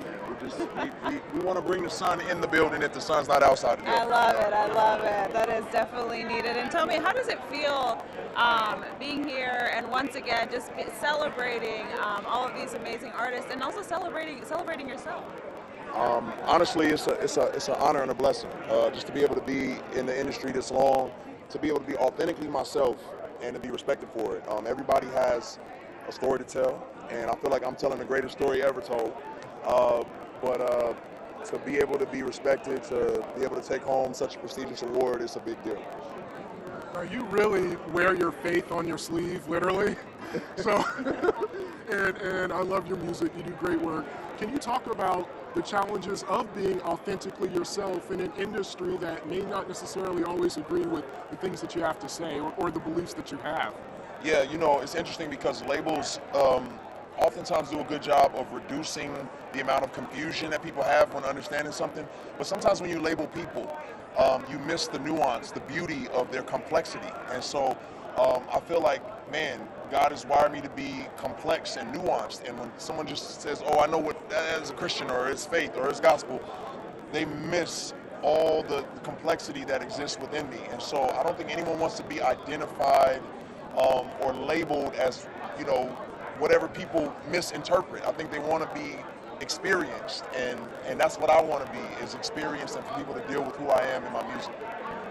Now, one of the things that we've seen, especially from younger artists, is how they use social media, like TikTok, to, you know, blast their songs. And I think one of your songs I actually discovered on TikTok. So, can you just talk about is it a tool for you? Is it mandatory that you have to use it? So, you know, the thing about social media, I mean, even TikTok, which for me, I hope that all the issues around music is resolved within TikTok and the record labels. But everything's democratized and everything belongs to the people, and the people are using music to tell their stories. And so we want those platforms for people to use our music as a soundtrack to their lives, and that's been the beauty of what it is that social media has done. If it's not resolved, the music issues around TikTok, can you artists feel it? I think that artists, at the end of the day, we always feel it, right? Because all of us are creating from such a deep well and in a sincere and personal place. I don't know if there's a mark you could put on our art that would be valuable enough for what we're expressing. But at the end of the day, I think all of us as artists just want to feel respected and feel like our art is not cheapened in any shape, form, or fashion, that we are getting what we should be getting for what we're creating. Well, thank you so much, and thank you for chatting with us today. Thank you. And I know you don't like labels, but a lot of my, because I go to church back home, a lot of my boys who did not listen to Christian rock because it was the labels. The labels. When the Lecrae gets on, they bump it up. So good job. Thank you, man. I appreciate you. Congratulations and good luck tonight. Thank you so much. Thank you. Oh my God, he is so great. Yeah, and he just has a good energy, Oh, a good and spirit his about music, him. like you were saying, it surpasses any labels. Hello. Let me have you stand right over here. I'll have you stand right over here. Perfect. You look beautiful. I mean, you always look stunning. I saw you perform at the Roxy recently. Really? And I did. I was in the audience. I was dancing along. Not like that, but I was dancing along. Oh, you do make people dance like that. Tell me, how does it feel getting this this Grammy nomination and representing your country as well? I feel very, very blessed. I'm very grateful. You know, Afrobeat has come such a long way. This is the first time we have an African category in the Grammys. You know, we're doing something great. You know, best genre in the world. And have you been able to feel the shift of even the Western kind of part of the world starting to love Afrobeats? I mean, we know it's been really popping for the last few years, but are you able to feel it as a creator? Definitely, I can feel it. You know, like 4 years ago, let me say 3 years ago, when I first came to America, 3 years ago, you know, I didn't used to hear Afrobeats on the radio. Now it's like every time you're hearing African music, you're hearing Amapiano, you're hearing like Calm Down, Rema, like it's exciting. It's a whole new world. Yeah. And do you feel that you just having mixing in all these genres that fall under the umbrella category of African music and Afrobeats, do you feel that you'll mix in other elements too, such as like more pop, more R&B, even some folk to throw people off a little bit? You know, what does that look like for you? So I already do that. Like, I'm very inspired by everything I listen to, and I grew up on Disney. I'm a Disney girl. So there's a bit of pop there, there's a bit of R&B, and I feel like Afrobeat is evolving. So people are making like their own versions and translating it into their own way. So it's definitely going to happen. And Gary was asking a few people this question earlier, and I wanted to ask you because we've seen kind of a shift on TikTok recently with, you know, artist music being taken down and sounds being muted. And I wanted to ask you, as someone who, you know, your music has been able to transcend past social media and is continuously being uplifted in that dance space specifically, what does that mean to you as an artist, just seeing these changes? Yeah, because at the end of the day, it's about the consumers, and the consumers love the music on the app. But I guess if, like, you know, some things happening, whatever, you know, it's gonna work out at the end of the day. Right now, I just released a song and it's doing so well without it being on TikTok, so I can brag a bit and say that my music is doing amazing even without TikTok. But you know, TikTok also helps because if the consumers love it, my fans are on TikTok. I'm on TikTok every day, so yeah. Well, then that's a good point. Like, as a global artist, how important is TikTok to help spread your music globally? Yeah, because we live in a world where like the internet is so important, and like social media is so important. So we do need TikTok to, like, you know, for the world to see our music. But at the same time, there are different ways we can do that. And I feel like this gives us a challenge to try. Like, I've been so creative lately. I've been trying different ways. I'm posting on Twitter. I never used to post on Twitter, girl. Now I'm posting on Twitter. I'm posting on Instagram Reels. Like, I'm sending emails. I'll probably send a pigeon or something. Like, I love it. Hands on the ground. And then you're like, yo, yeah, exactly. Listen, I love the innovation, and I mean, like I said, I saw you perform, and it was so beautiful, so fun, so much energy, so I can't wait to see your career blossom. Thank you so much. I love your nose. Can I see it? Oh, yes. This color. Oh, thank you. I was ready. Thank you so much. Congratulations. Thank you. Good luck tonight. Thank you. Oh man, she is amazing. She is amazing. I love her. She's going to continue to grow. Oh, look who we have. Look who we have here. Old school, the old school. Hey, we've been around a long time. I know. I've been around 50. How long has this been around? It's like 1800s. Quite some time. It is an absolute pleasure to be here. Well, it's a pleasure to speak with you. Where should I stand? Right here, sir. Right there? We want to make sure that people can see you. Thank you. Know? Now, So how are you, sir? I'm blessed. Good to see you. 50 plus years ago, Mom would say go outside and play. So that's what this thing was. It was recreation. And it brought the graffiti artist, the breaker, the DJ, and the MC. And I came up with a DJ technique that brought the rapper into the business, that made the DJ a juggernaut, and the sample for the producers to create the great records that they do. So I'm a scientist, but I'm also a fan, and I'm also a DJ, and I'm also one of the architects of the culture. I am happy to be in this building because we come from the hood, so we in the Grammys. It's a wonderful thing. And I was going to ask you because last year, you know, we were here celebrating 50 years of hip hop. Right. We're continuously seeing the Recording Academy. Now this year, they're recognizing women in R&B and women in other categories. Especially in rap. Mm-hmm. Because back in the days, it was just Shaw Rock. One person. It was like 4 groups. And DJ Breakout had this one female MC named Shaw Rock. So at that particular time in the 70s, there weren't enough female rappers doing this. But now, they kind of running things right now, for sure. So I'm really happy about that. Well, I guess lastly, you know, who are some performers that you're looking forward to, not only Grammys, but next year, as far as albums coming out and things like that? Who are you looking forward to? I'm gonna tell you who I'm looking for right now. There was this break that I broke, a song that I broke in the hood in '75 called "Take Me to the Mardi Gras" by Bob James. So Bob James' album is up for nomination, and some of the producers that were on the album was my boy DJ Jazzy Jeff. He got songs on there, and I need him to get that statue. So shout out to Jeff. So I'm here. I'm rooting for Jeff to get that piece of metal. I got it, so he needs to get that piece of metal. So that's what I'm here for. Thank you so much for always taking the time to speak with us. Thank we you. appreciate it. No, thank you so much. Thank you. Oh my gosh. He was our first interview last year and so amazing. I am falling over my dress here. One second, ladies and gentlemen. It is very busy on this carpet. You get to We're our getting spots before we constant traffic over here with some of your favorite stars. Yeah. And look, we have Lauren Daigle back on the fashion cam over here, rocking her blue, rocking. Yeah, I just love that outfit. I know. I love that she incorporated a hat into it. Yeah, I would never think to wear a hat to the Grammys, and she does it so well. Well, I think next year may be your year then. Maybe I'm inspired now. I will be rocking a hat next year, y'all. Definitely full-fledged. It'll be here. Maybe not. I don't know. I'm no Lauren Daigle. On her hat too, Lauren did. It said "Pray for Surf." That. Yeah. Oh, that is beautiful. Yeah, it said "Pray for Surf." That is beautiful. We definitely should master about that. Oh, look, Fantasia's just Oh, walked by us. Fantasia walked by. Oh, Looking stunning. did you watch The Color Purple? I did watch The Color Purple, and she was so Oh my good. goodness, that performance of "I'm Here." It was, unfortunately, she didn't get a nomination, but I mean, Not she a did dry eye in the theater. Hello, and look who we have here.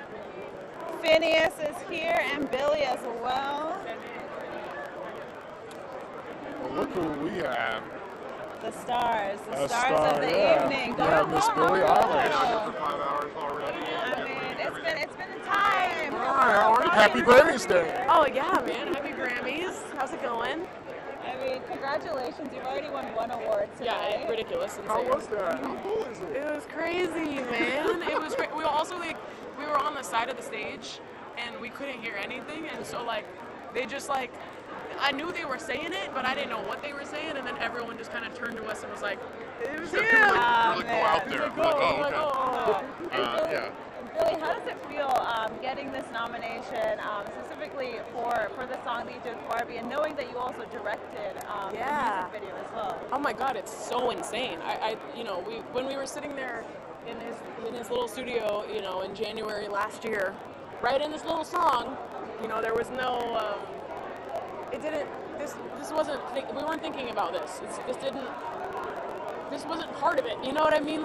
Never would have thought that it would bring us here, and it's just really incredible. I don't know. I'm just so honored to be spoken about in regards to Barbie, Grammys, Oscars. I'm just honored to be a part of it at all. Whatever happens, I'm happy. But yeah, we won one already, and I'm set. I'm good. Let's go. I'm good. It was good. And quick question: will there be a new album coming up in the next year? Have you been working on anything? Yes, there will be a new album. We're getting there. Soon I will have more to say. But for now, Barbie is what we're talking about. Congratulations and good luck again. Thank you guys. Billy is great. I Billy love is her. awesome. She also always gives the best red carpet interviews. Just also in similar fashion to Dua, where it's just very much. I feel like I'm chatting with one of my homegirls. Bunch of friends, yeah, exactly. No, it's tremendous, and when you have somebody that musically gifted, and obviously she had to run, but you just want to just really pick their brains with so many different questions. How did you do this? Why did you decide to do that? Why did you sing it this way? But it's really cool to see, all the accolades that she's getting. Have you been able? There was a video that went slightly viral where she was talking about the tone of voice that she chose to sing "What Was I Made For" in, and it's crazy to see how that little change has impacted the way that song really fits for a lot of people and hits them, and is so relatable. Just even not just the lyrics, but in the tone and in that yearning for wanting to know, am I enough and am I worthy? And so I love that artistry and knowing that she said, okay, it's not just the words, it's not just me singing it, it's how I'm singing it and delivering it out into the world. And I think a lot of fans don't realize those kind of little changes or those little thoughts, you know, how much goes into really making a song. You know, sometimes there can be so many different versions, but just that little change can make a big difference. That's very true. I mean, and that's why she is dominating award season with Dominating. that song. I mean, she said there might be a new album on the way, so I can't wait. I can't wait to hear that. And I appreciate that snappy reporter question. They were trying to leave, and you would not let her leave I without had getting to that ask. answer. I so. had to know. I had to know. Thank I'm you on sorry. behalf of me and Vance. Sorry to Billy's publicist, but I just had to sneak it in gotta there. ask, yeah. Definitely got to let the fans know that are in the chat. And I want to know, I can't personally see it, but Swifties, if you're in the chat, let us know if you're in there and what you're most excited to see from your favorite pop star. I want to know, do you want to see, like I was mentioning earlier, do you want to see her dancing in the audience? Do you want to see what she's wearing? I know people were wondering about if she was going to be at the Super Bowl. I read many articles about that. So, you know, people love Taylor. They want to know the details about her and her life. Fantasia and is Fantasia is on back. the fashion cam right now. Rocking stunning. this beautiful outfit. She also is incorporating hardware, but more so in her jewelry today. And oh wow, that is beautiful. Fantasia's looks during award season have been knockout. No, her stylist Really. deserves a raise. Oh, I definitely. That's Fat Joe said. The price just went up. And she's such a creative that I don't doubt it's a collaboration with her stylist, bringing in a lot of that storytelling, I'm sure. Yeah. So we gotta, next time we see Fantasia, we gotta ask her what some of those stories are behind the outfit. Oh, I love that. I love that. Hopefully she'll stop by. You know, it's so many people, and I know that our audience can't necessarily see. This is a very, very, very long carpet. Oh, I mean, it's probably 2 football fields long.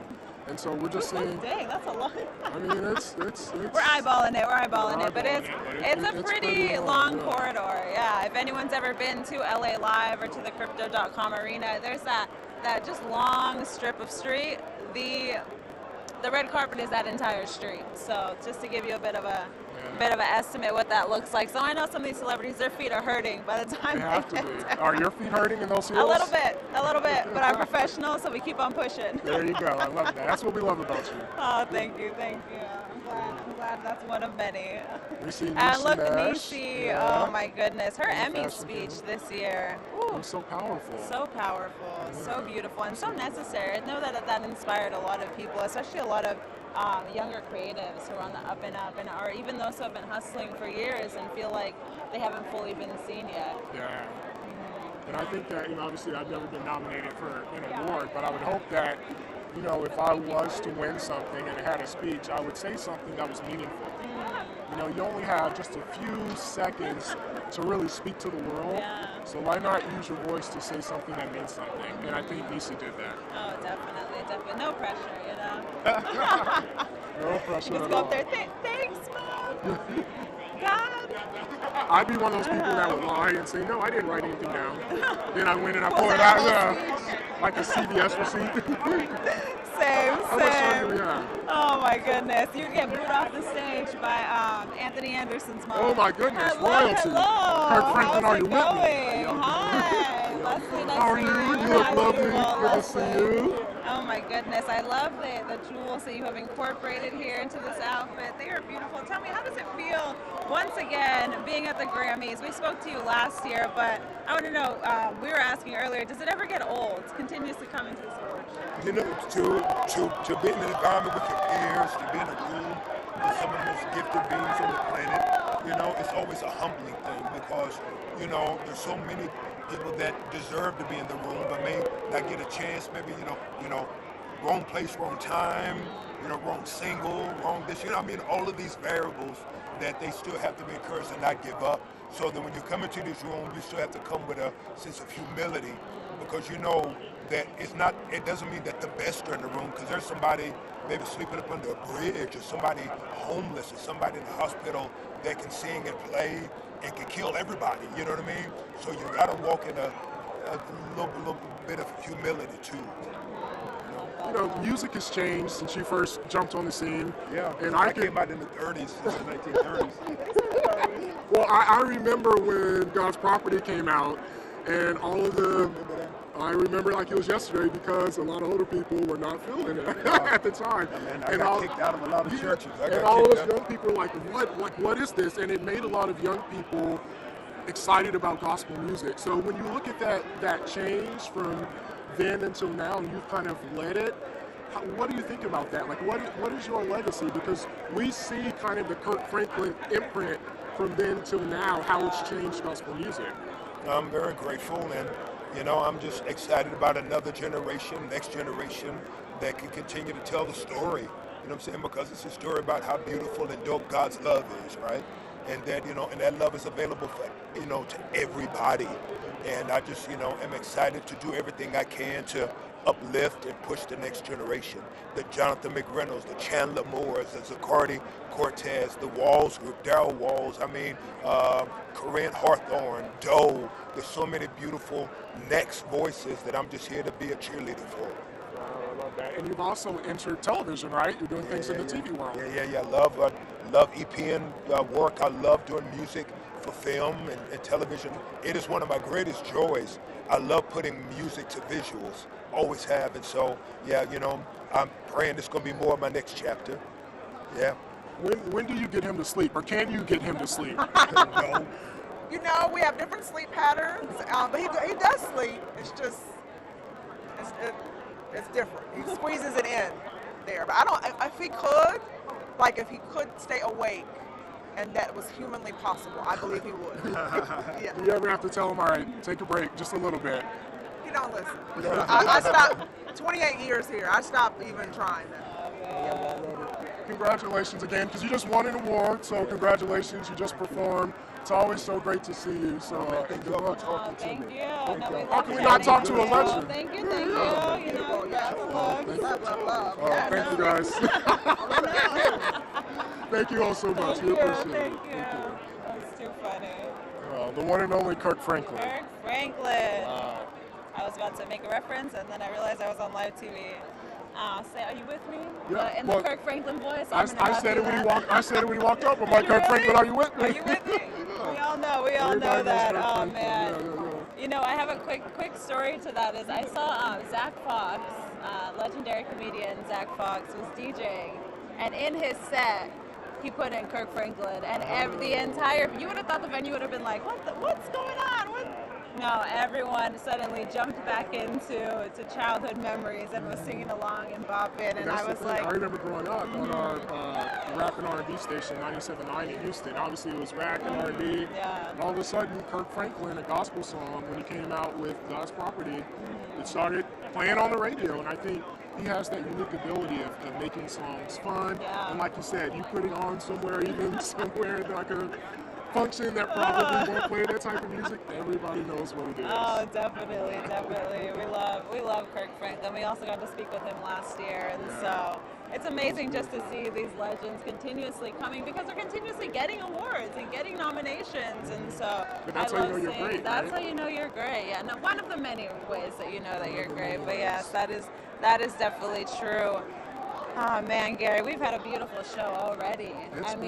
It's been great. Thank you to everyone who's stuck around so far. Please continue sticking around, because I'm going to bring her up again. Swifties, we haven't seen your girl yet. So stick around, because we're going to see her soon. I think I need everybody adding Taylor Swift and telling her to come by and stop and talk to us. I hope so, yeah. Drop that on her Instagram, her Twitter. Hello, Leslie. Nice to meet you. We know who you are. Yeah. We definitely know who you are. We definitely know who you are. Of course, lovely to meet you too. Let me have you step over here just a little bit. Perfect. You know what? We kind of match a little bit. We all are in the same role. Yeah, I love this. A little ruffle. Yeah. Exactly. Tell me, how does it feel?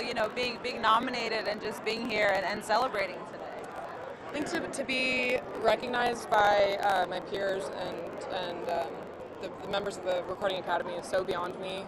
I can't quite fathom the fact that I'm in this room right now talking to you guys, and I am such a massive fan of everyone in this category, and I think my favorite part of this week has been getting to cross paths with them at these different events and getting to know them as people. I was already their biggest fan, as artists, but I have so much love for them as human beings. They're such really, truly good people, and we all come from such different corners of the world, and I think that's what makes this category so special and exciting is that we get to like, we get to know each other, and I'm just here to scream for them tonight. And with your nomination, Best New Artist, I mean, what does that mean to have everyone kind of looking to you toward the future and see everything that you've done musically? It doesn't feel real. I feel like I'm learning things about myself in real time, all the time, and just how I like to exist as an artist and how I what I want to say. I think it's like I feel very grateful to my fans for believing in me enough and having the patience with my writing to like really internalize it, and then when they come to my shows be vulnerable back with me. I think like I have zero answers about anything ever. I just know that I recognize the feeling when I've written something that is true for myself, and so my goal is to continue to do that, and I for as long as the people will have me, and I can't believe that this is how we get to start the year off. I really am. I mean, it's a perfect start to the year. Congratulations. And congratulations. So nice to chat with you. So lovely to meet you. You guys look beautiful. Oh, Have a great so do you. And next year, you're not going to be introducing yourself. No. Whatever you say. Next year she'll say, I'm sorry guys, I gotta go. I'll be like my friends. Oh, we love it. Congratulations and good Thank you luck. so much, Gracie. She's going to continue to grow. I mean, just got off tour with Taylor Swift, jumping back on soon, I think, as well. Wow. I mean, it was so cute. She's like, hi, I'm Gracie. Like, we know who you are, Gracie. You are... You are humble. Yeah, you are humble. And you're nominated for Best New Artist, so a lot of eyes are on her. Yeah, we love that. And also sharing that category with her friend Noah Khan, who she just recently performed with at Spotify's Best New Artist party. So that was cool to see. I saw some of those clips circulating online and really like that. I was not invited to Spotify, but I will expect one next year. Maybe next year. There you go. There you go. Oh man, Gracie Abrams, so great, so great. We also were, AP also has an article out, we did a full interview with Gracie, and so those of you who are online can check that out in between this and while you're getting ready for the show. Speaking of getting ready for the show, I mean, wow, it was so, just awesome to be here and see so many stars just walking past us. Like it's nothing. I mean, there are very few events, maybe Oscars, Emmys, and now the Grammys, where so much star power is literally in the same room, shoulder to shoulder. And so it's cool just saying, oh, that's Fantasia. Oh, that's Dua. That's such and such. So, I mean, you can feel the joy, the energy just bouncing off the room. I used it earlier to describe it. It was like little balls of energy and joy just bouncing around. And so it's a beautiful space to be in. Hello, how's it going? Mr. Mike Will made it. Hello, hello. Made a lot of songs that, he made a lot of songs I was dancing to and was doing some things I wouldn't tell people about. He made all my favorite songs. Let's have you step right into that square for me right there. Thank you. So does this ever get old, man, here at the Grammys, attending, getting dressed up? I like getting fresh, I like getting fly, man, you know what I'm saying? But it's cool to step out every now and then. I don't do too much, and then it's a good room. I love it. Now, we know you worked on Miley's album, and you guys have had a long-standing relationship. What's it like working on her album, then seeing all of these accolades that she's received? Man, it's dope, because she works real hard, like, I'm not gonna lie. She always is in the studio. She has, like, a sense of direction on where she wants to go as an artist, and then she goes to the studio and nails that target, and then she always pushes it to a whole nother level, and it's dope to see, like, everybody receiving it, and, like, what song's standing out from the album, and Flowers is just killing it. It's like none of the other songs is getting any lighter today, because it's like Flowers just doesn't come off the radio. Like, everybody is just playing that one, so it's dope that for her to have like a self-loving empowerment song like that, and they're getting the flowers, you know what I'm saying? They're getting these flowers, yeah. Or, and then, going back to working with her more on the hip-hop and urban stuff years ago, to now she's back in her pop bag. Can you just talk about how Miley Cyrus is able to really fluidly go between genres? Yeah, it's really, man, she a celebrity. She an A-list celebrity, so she's actually a pop act, like a popular act, you know what I'm saying? So it's like, she can really get on any sound, I feel like, and she has such a strong voice, and she can take it any kind of way. It's really what producer she works with and what direction she ends up deciding to go in and whatever she decides to do. Because I feel like everybody from like, at least I'm 34, you know what I'm saying? So like my age and down, I know we all grew up as like VH1 babies, MTV babies, BET babies, you know what I'm saying? So we're all like a mixture of all of that kind of stuff. So it's like, I don't feel like any new artist today is like just set in one kind of genre or one kind of bag. I feel like that's like played, like, you know what I'm saying? So like, it's always dope to see like which way we gonna go when we do go in the studio though. There's so much genre fusion going on. It's so common. And I wanted to ask you as well, because we're starting to notice more and more the Recording Academy is publicly acknowledging, you know, more producers, more songwriters, engineers as well. And what does that mean to you, seeing people essentially come out of the shadows necessarily and getting that public recognition? I feel like that's just like, that's what we are as a society. That's where the consumers at. They want to know where their food was raised or all the ingredients to everything. So it's like now it's good to see, because I feel like that's how music was built. Like the producers brought the talent. Like you got Barry Gordy's, you got, you know what I'm saying, Clive Davis, you got, you know what I'm saying, you got all kind of big producers that brought different artists to the game, to Dr. Dre's, to Pharrell's, to Diddy's, to Timberland's, to, you know what I'm saying? You got so many of them. So it's just good to see like what we are as a society, and that people want to see like the ingredients and to know all the details of how this record came about. And they love seeing, everybody wants to see content. Everything is content crazy. So I feel like it's a great time for creatives. It's a great time for entrepreneurs and anybody that's thinking forward and out of the box. Very true. Yeah, that is great. And I'm excited to see more and more younger producers, engineers come out from that. So many of them. And just being original and staying authentic, man, I feel like I would love, I can't wait to see what the game keeps evolving to. Oh, it's going to be great. Awesome. Yeah. Congratulations again. It's always a pleasure talking with you, and good luck tonight, man. I appreciate that. Thank you. Thank you. Hey, he is so great. I love him, and I love Everybody what he knows has to that say producer about. tagline, yeah. Oh, yeah. Oh, definitely. You can't, if you don't listen to music, if you don't know it. Yeah. And I appreciate, I asked about Miley Cyrus, but what's interesting is that him as a producer, we know him mainly for hip-hop, but he's transitioned into pop as well, and so it's good to see how, like you said, growing up, you listen to a lot of everything, especially with the music video channels.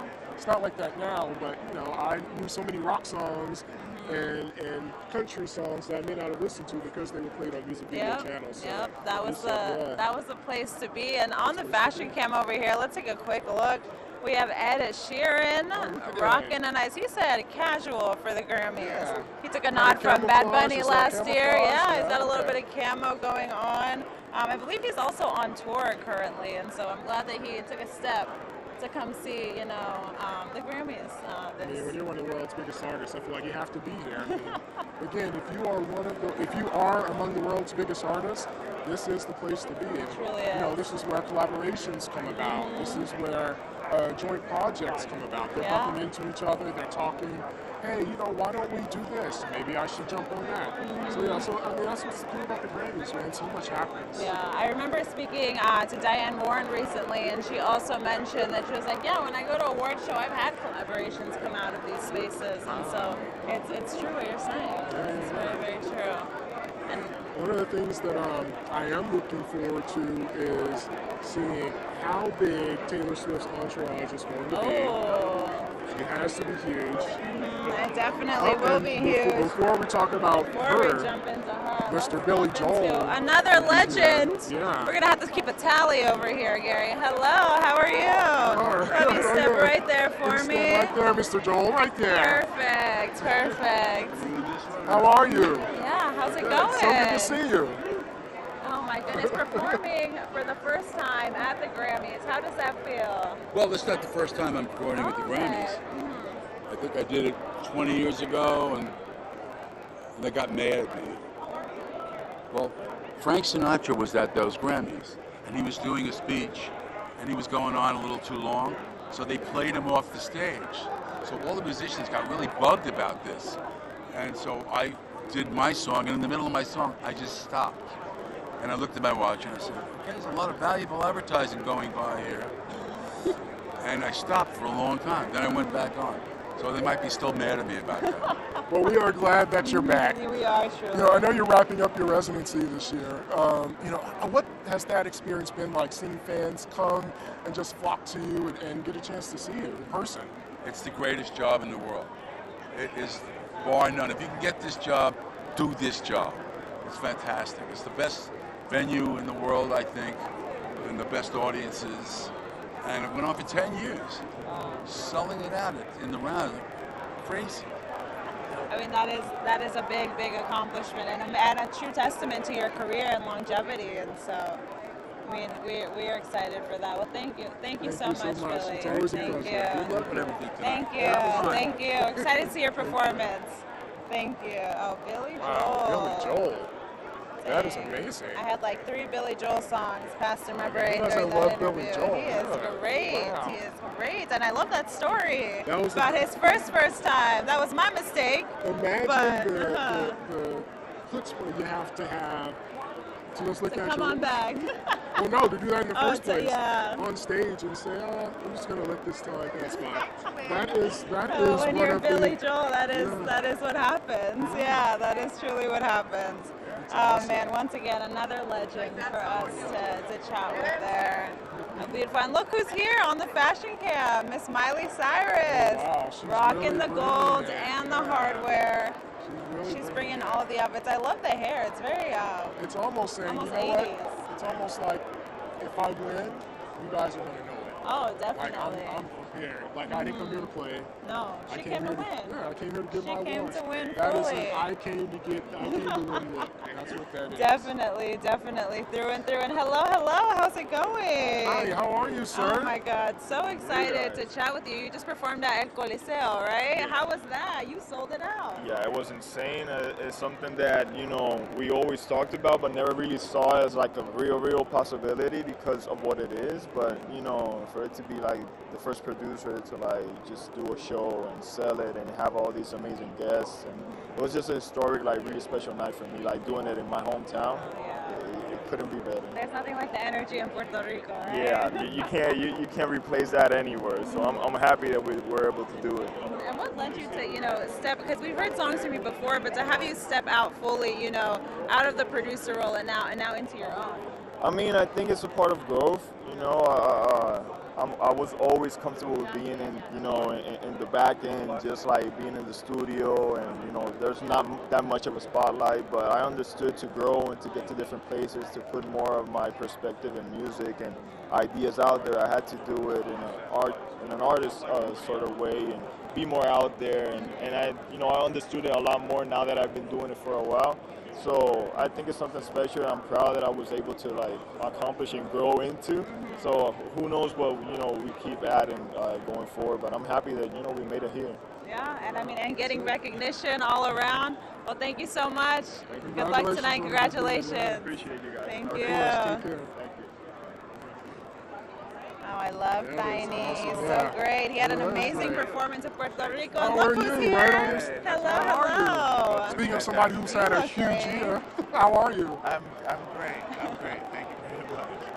So what does it feel like being here at the Grammys? I mean, obviously you're a staple here, but you know, some years have more success than others. So what's it been like this year? I mean, this year is really fantastic because obviously all the Barbie nominations and being involved with the soundtrack. But I think I was like a seat filler in 1988, and then I came as like Rhymefest +1 in 2003. So, you know, I've been here in different capacities, but it's great to be here. And, you know, there's so many artists I love I'm excited to see on stage. I'm curious because obviously everybody listens to the Barbie soundtrack, but I think for a while the soundtrack wasn't as popular like when we were growing up. We would go to Sam Goody or Best Buy and buy the soundtrack, and now it's kind of hit a resurgence. So what would you attribute to kind of the resurgence of the pop soundtrack, where we're listening to pop songs from movies on the radio? I think it's because the movie really hit a nerve. It's this cultural moment, and I think that the music, like we all loved the movie so much, we tried to raise the bar of the soundtrack and the artists. As soon as we had Dua Lipa, we were like, wow, this really could be about something. Then we got Billy, Brian's song, Charlie, Nicki, Ice Spice, and I think it's just a testament to how great the movie is and like the songs matching that. So it'd be great. I mean, I love that soundtrack era from my youth, like Top Gun to Juice, you know. Well, that's the thing. We're even seeing more of it, and maybe Barbie has led the way. But do you think that like listeners like us fans are just ready for movies again? Is it the movies that are making the sounds? Yeah. Why are we loving soundtracks again? I think like when you walk out of a movie on such a high that you like want to relive it, and you're like, what can I do? And you go and get the soundtrack. I used to do that. I'd walk out of like the movie theater to the mega store on the corner, buy like so I think that really helps when the movie gives you that feeling. No, it's very true. I have done that exact thing. Yeah. That is true through and through. And for you, when choosing a lot of your different projects, what is that one element that it has to have for you to say, I want to put my mark on this and I want to be a part of that journey? I think sometimes it's different, you know, sometimes with like a singer like Yeba, somebody I work with, like you just hear the voice, like I have to work with them. In the case of Barbie, I just read the script and I was like, even if I don't get this job, this is going to be my favorite movie next year. Like it was just smart and it had heart and so I think it's just getting a feeling, you know. Go ahead. I was going to ask, what was your opinion on the nominations that Barbie received for the Academy Awards coming up? Well, I mean, of course, I would have loved to see everybody get recognized, and I think that Greta just did such an incredible job. She created a world like that didn't exist before. But I'm very excited for America and for her for screenplay and for Best Picture. So, yeah. Well, lastly, you know, we were talking to another producer extraordinaire, Babyface, about AI. And we know it was the talk of the town last Grammys, not so much this year, but I'm just curious, the way that it's evolved, and like I think there was a Bad Bunny song that went viral that wasn't even his song built on AI. Where do you stand on AI now?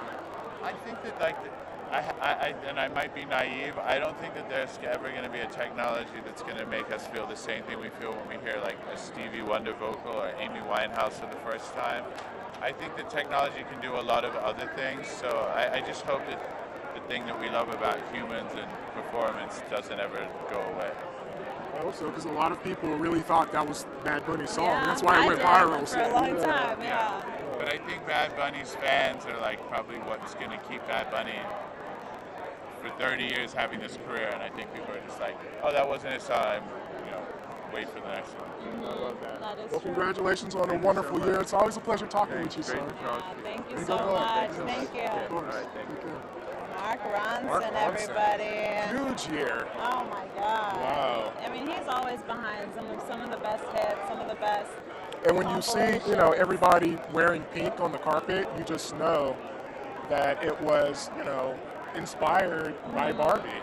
I mean, and it continues to dominate in nominations at every award season, and so that's a testament to Mark Ronson, to Greta Gerwig, Margot, America, Issa, all of the above, Definitely. It truly is the year of women in film and in music. And it's about time, right, that women have had their spotlight. Obviously, you know, we wouldn't be here without women. And the world kind of revolves with women, so I'm glad that the Grammys are finally acknowledging, Grammys and the fans are acknowledging all of the hard work that women, not only in music, but in general, are making. Yeah, no, definitely. It's a big change that needs to happen. Who do you think we're going to see next on the carpet?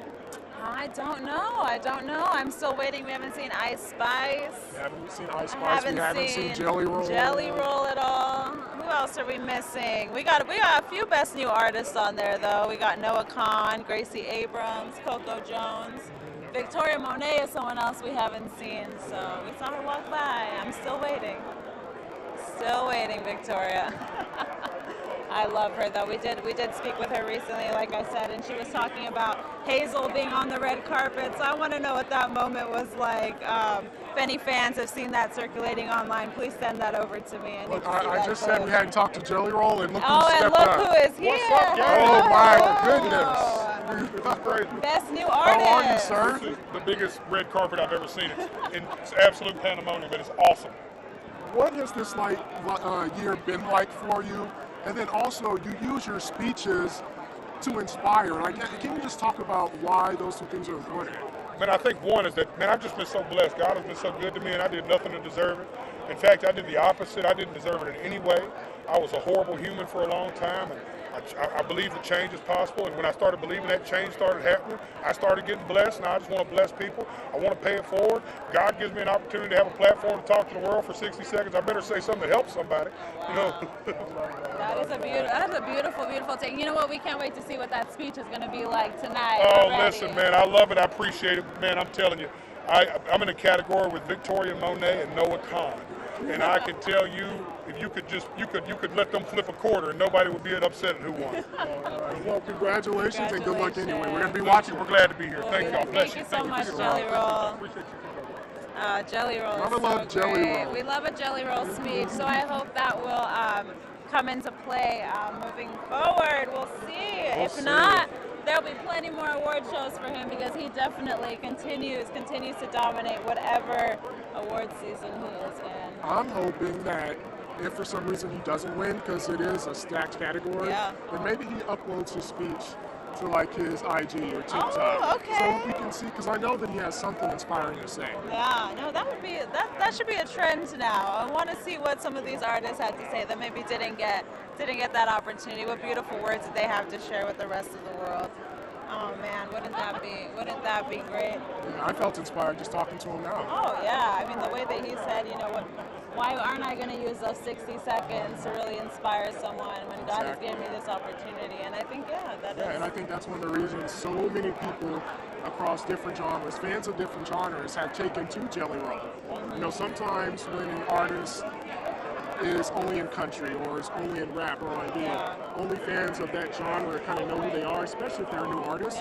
But it seems like everybody knows Jelly Roll, and I think he has that personality along with his story that he frequently and openly shares that I think people just gravitate to. Oh, definitely. And I know we've talked a lot tonight about Best New Artist, but I want to talk a little bit about Album of the Year because that is an interesting category. We've got some of those Best New Artists mixed in there. We've got Jon Batiste. Fitting into a long list with a lot of ladies, and so I'm interested to see what that's going to look like. Janelle Monáe as well.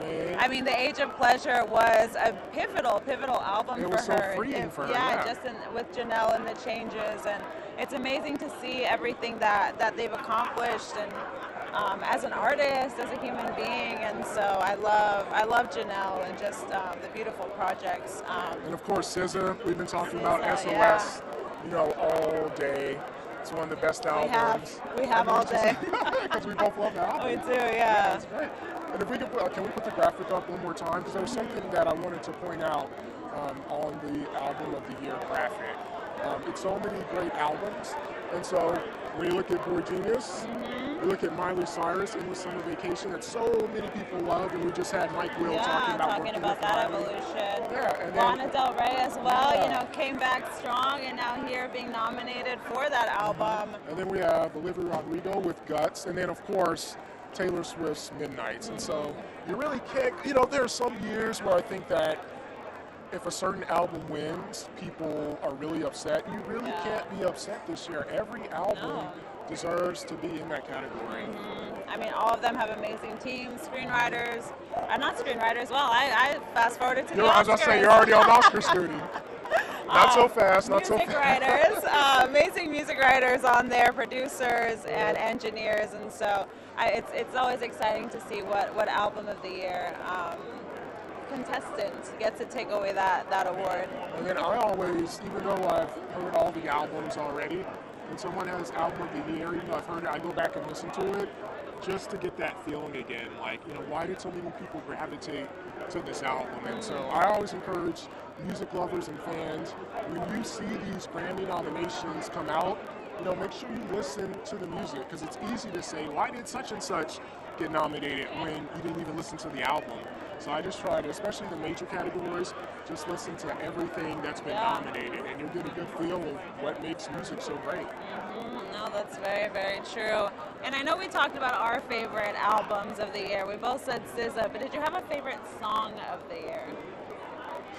I mean, my favorite song was Snooze. Oh, okay. And Snooze is one of those songs where I almost wish selfishly she never released it as a single, because that was the song that I gravitated to. It was my favorite song on the album when I first started listening to it.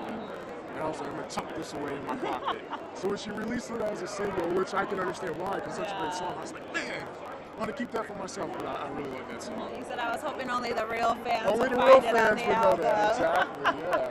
So that was my favorite. that. But of course, she had that song that did get nominated for Song of the Year. That was Kill Bill, another wonderful song. Yeah. Genre fusion there, that was excellent. What about you?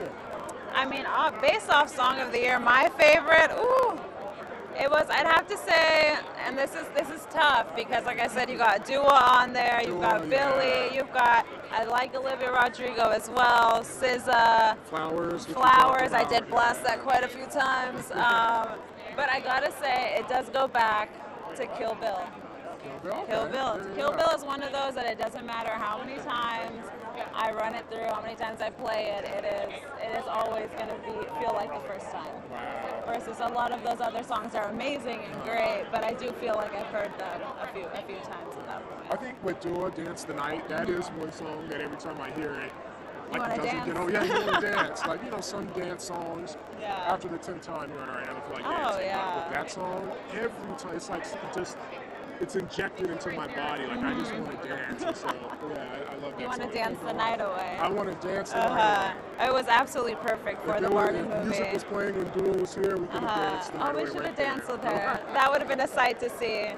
The internet would have loved that. We'd be memed through and through. Oh my goodness. But yeah, I gotta go back to Kill Bill on that answer, as much as I do love a lot of those other songs as well. And Olivia Rodrigo was here last year. Now she's here this year for her next album.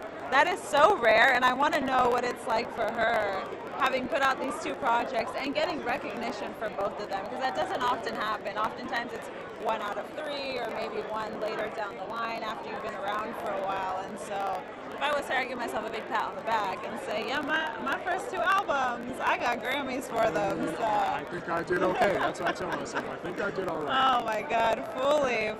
I love Olivia and the angst and the depth that she brings to a lot of those songs. And hello, how's it going? How are you? Great. 1 second as I pivot over here. Good to see you. Like he looks. Oh, okay, amazing. Yeah. Just sparkly, just doing too much. No, it looks chill. I like it. Yeah. Thank you so it much. Sparkles in the right way. It's not loud sparkle. It's black and it's sparkly, which is a great combination, right? It invites you in like a starry sky. I appreciate that. Thank you so much. Speaking of inviting someone in, when you have Song of the Year, it does that. So how cool is it to have Song of the Year? It's great, it's been such an amazing thing to be a part of the Barbie universe, and like it seems like every step of the way we were blessed with some kind of magic, and that song just sort of,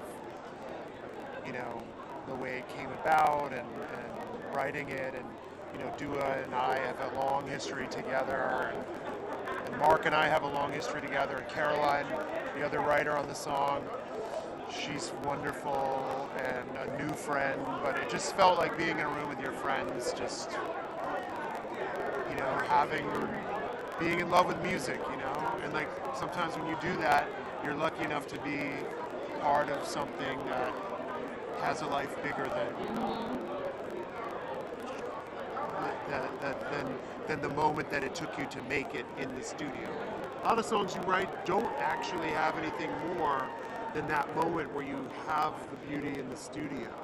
But sometimes the songs that you write come out into the world, they have these great transcendent moments.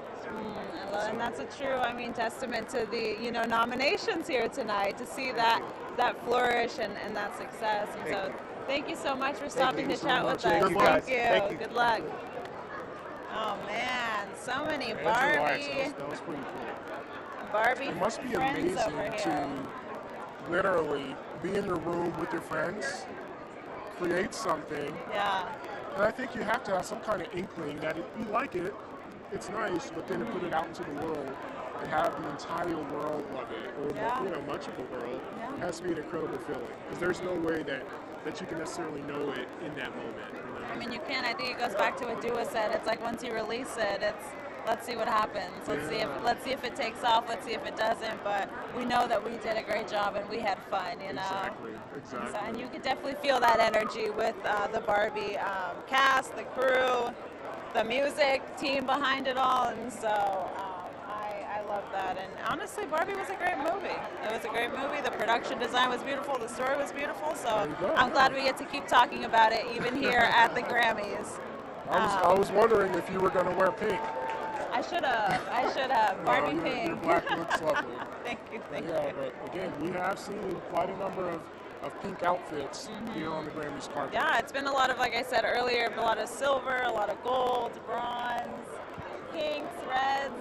Those have been the continue. I know we saw mixtures of other things, but those have been the consistencies that I've seen tonight. Also a lot of unique jewelry, hardware, 3D designs on outfits, and so I'm glad that we've strayed away from like a classic black suit, you know? You like even this, you said, let me add some sparkle to it. Let me add some design to the shirt on the bottom. It's great. Oh, thank you. It is so amazing. And I mean, we've seen even, not necessarily on the fashion cam, but as I'm just looking around at everyone here, we're seeing just amazing detailing in a lot of these outfits. And I mean, over here, you can even see on the fashion cam, this looks like everyday suit, but look at that. There's a little detailing of the shimmer under. And all white in the rain. All white. That's when you know you have a good suit, when it's all white and it's still raining and you're saying, I'm wearing it. That's when you know you look good. You don't question it anytime. Rain, sleet, or snow, I'm coming out in my all white suit. Oh man, I love it. I love it. It is the time to shine here at the Grammys. And man, I mean, is there anyone we haven't talked to that you can't wait to chat with today, Gary? Because I can't even. It blows my mind who we've already spoken to. Yeah, we've spoken to so many. I mean, obviously, if we talk to Taylor, that would be huge. Hopefully, Victoria Monet has some time to stop by. But you know, even if we had nobody else, I would still feel very privileged because we talked to so many great artists. It's really been a great night already. I know we're a little under an hour away. Yeah, I'm excited. It's been cool. And who would I rather? No, there's no one I'd rather do it with than you. So it's so sweet, Gary. Same feeling. Your favorite duo, right here. Bringing it right back. Your favorite duo, Leslie and Gary, here with AP, reporting live at the Grammys, y'all. It doesn't get any better than this. No, it doesn't. And that's the cool thing about our jobs. Obviously, you know, we have to report. You know, we are journalists, but it's cool to be a fan as well. You know, and we love entertainment. We love music. That's why we do this job. And so to see some of our favorite acts just walking right by us, you know, it's pretty cool. You know? No, it's definitely great. And is there any indie artists that you'd love to see one day be at the Grammys moving forward? Ooh, that's a good question. I'd have to think on that. That's a really good question, Ms. Journalist. You're welcome. I love that. Thank you. Every journalist loves to hear. That's a really great question. Puts a little pep in your step, right? That boost of adrenaline. But I think, you know, even if you're considered to be, and not that, you know, the Grammys is always the end-all be-all for an artist, but the fact that, you know, your peers nominated you, considered you, thought about you, I mean, that has to say a lot. You know, I used to think when people would say, oh, it's an honor to be nominated, that you know, it was kind of just a cliche saying, but no. When your peers say this is one of the best albums or best songs or, you know, these are some of the best lyrics, yeah, it means something. No, it truly does, and I can't imagine what it's like to meet some of your favorite legends that inspired you here as a younger artist. I'm sure a lot of the best new artists and nominees are having that experience today. Exactly. Yeah, definitely. Let's toss it back over and see what some of those fashion looks are I just saw happening. some very colorful outfits just past us. So I wonder who's on the fashion cam now. Hello. Hello, how are you? We were just talking. I'm Leslie. You don't need to introduce yourself. You know, I like lucky to be sure. Same thing. Oh, man, Thanks, thank Kylie. you It's so so good to much. see you. You too. And tell me, we were talking about people incorporating red and hardware, and you were matching both of those elements today. Who knew? So Who tell me, knew? what went into this look today? Well, I was nominated. Well, I won the category for Padam Padam, so I just thought Padam Padam red would be appropriate. So I didn't know red and hardware was a thing, but well, there we go. So this dress is by Dolce & Gabbana, good friends of mine, and yeah, I'm kind of fairly comfortable. I don't think comfort rates so highly at events, but I'm doing okay. Yeah, we all, we suffer through the heels, we suffer through it all, and you just won your award. How did that feel, getting that stamp of recognition? Honestly, I was hopeful. I was a little anxious last night, and then I found out as I was getting ready. Well, I wasn't. Someone was making all this happen, and I screamed. Then I cried. Then I thought, dial it back. Don't cry too much. Don't undo all the hair and makeup that's just happened. So I was shaking. Actually, I was really so happy. So at this stage in your career, and you put out so many great songs, like what does winning a Grammy mean now? It means as much as it did when I got 120 years ago, maybe even more actually, to be representing longevity and just know more and have experienced more. And I think because of time, I'm aware, I'm very cognizant of this moment, that it's a great moment. Maybe when you're younger, it's all happening so fast. So yeah, I'm emotional and I'm very proud. Yeah. That was awesome. We're happy for you. Thank you. Thanks so much. And now my category's done, so I can have a great night. We hope you have a lot of fun. I certainly will. Thank you. And you too. Because you look Thank you so fabulous. much for your time. Congratulations. Thank you. Oh, wow. That was awesome. Legend. And she Who already would've thought? won. What a beautiful moment to then be able to go down the carpet and celebrate that, already having that award there. I love that. And like for she her. said, she won a Grammy 20-some years ago, and fast forward, 2 decades, she's winning now, and you could tell she was kind of getting emotional thinking about it, and it means something. You know what I mean? It really means something. I know that there can only be one winner. I know that awards aren't everything, but when you put your blood, sweat, and tears, and your heart and soul, and your passion into these works, these projects, you hope people recognize them, and so it is cool to see somebody appreciative of what you got.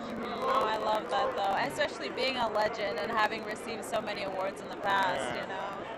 It's the theme is legends, ladies and gentlemen. That is the theme tonight. That is the theme every Grammys. But Every Grammys, that's all we got. That's all we got. Tonight, and even tossing it back to fashion real quick. Again, we're seeing sparkles introduced into the fashion. We're seeing little bits of hardware. We're seeing silver. And some sequins. I love it. I love it. It feels a lot of these outfits. It feels like it's summertime. Even though we're in the middle of winter. So I love that the rain did not stop any of the fashion, fashion and looks tonight. Everyone looks so wonderful. They said, you know what, it's raining, but I've had this dress for 2 weeks. I've had this suit for a month, and we're going to wear it. As they should, as they fully should. That is definitely the vibe. So, is there anybody that you haven't seen yet that you are looking forward to seeing? Oh, I mean, still Victoria Monet, because big fan. Also, Janelle. I want to see Janelle. I want to talk about the album. I want to talk about just the evolution that Janelle's gone through as an artist as well. And so she's had so many evolutions on top of that. Like, I remember when she first came on the scene as an artist, and she was with Outkast, and so she had long hair. She wasn't doing the black and white anymore. And then when we kind of saw her become super popular, she was in the black and white and the worker suit. And now there's been, another evolution. So yeah, she's had many evolutions. Oh, definitely. It's always the evolution of Janelle Monáe. We love.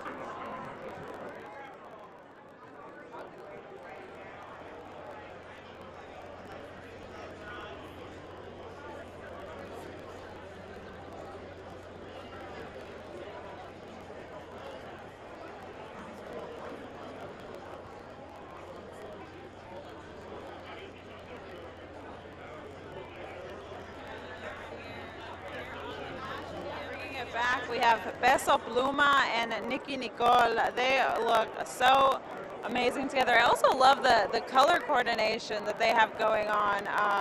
It's a very icy colors, you know, those light blues. Peso is rocking. It looks like, and correct me if I'm wrong, fans at home who are watching this, it looks like he has some almost like Mexicano, you know, detailing on that blazer that he's wearing in his suit. And so I just love all of Peso's looks. He's constantly, whether he's at a concert, on a red carpet, at home, posting on vacation, the looks are always there, and I love that on top of just what he's done for Música Mexicana. And this couple is truly the power couple in Latin music at the moment.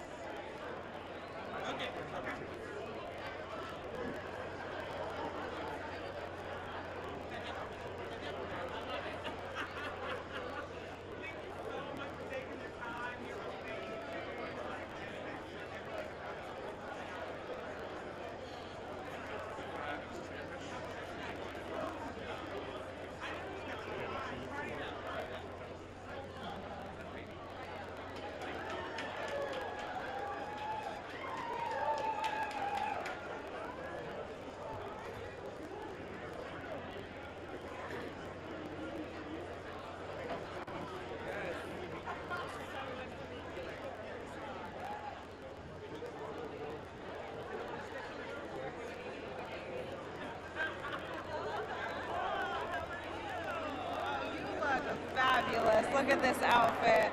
Tell us a little, what is the story behind the look today?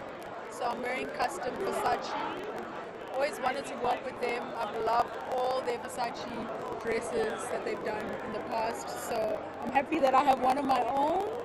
And yeah, I just wanted something very effortless, islandy, my vibe, and just elevates it. I love it. I love it. Beautiful. I know we saw you last year. I think it was your first time here, and we talked to you, and you were just like, you know, kind of eyes wide open. I'm so happy to be here, and what a difference a year makes. and you know, it's raining really hard right now in LA, and I think your song "Water" had a lot to do with that. What's it? It was definitely a sign, for real. What was it like having such a huge song like that? I still have to remind myself that it's my song. Like, even when I hear it or when I play it, I'm like, that's my song. Like, everywhere I go, it's playing, people know it, so it's literally, I don't even know what to feel. Yeah. And we spoke to Iris Starr earlier, and she was just talking about how this has just shifted so much for Afrobeats, and it's shifted a lot for Amapiano, just to see so many more artists being represented from the continent of Africa. And tell me, what is it like for you continuously seeing that growth? Because I know for me, seeing Latin music and that umbrella grow is really exciting. So I want to know what it's like for you. People don't understand what African music means to me. Like, especially Amapiano.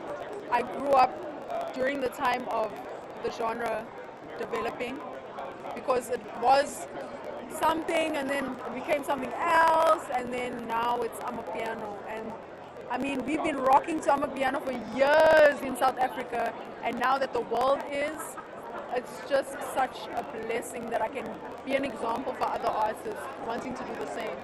Yeah. We know that like TikTok helps Water just go crazy. I'm wondering how important as an artist is like TikTok and having your music on TikTok kind of reach more people? I mean, I know some people are hesitant with TikTok, they're not sure about it, but I'm telling you, if you are creative, if you're an artist, TikTok is probably your best source of promo right now. Like, I love making videos organically, like really I love it. Even before I started really making music, I've been a social media girl. So yeah, I've just been using it to help with what I'm doing, and I'm just happy that I'm now shifting and I'm now a Grammy winning artist from South Africa, and yeah, amazing. Congratulations, we're so happy for all your success. Truly, can't wait to see the more music that you put out. Yay! Thanks, Tyla. Thank you. Oh, she's so great. I definitely have been rocking Water many times. And especially I also found Water off of TikTok. And that's so what I'm saying. Yeah, I think the whole world found it off of TikTok. Yeah. Oh, definitely doing the challenge as well. I did not try that because my dancing, as we saw earlier, is not up to par. But I'm so excited for her, and just to see that continue. And we have a big rep for South Africa here tonight. Trevor Noah, Tyla, I mean, hosting and winning. That's already amazing. And hello! Oh my goodness, look who it is. You are fabulous. I love you. And also, congratulations, Auntie. Thank you. Congratulations. Yes. Thank you. I'm a very proud auntie.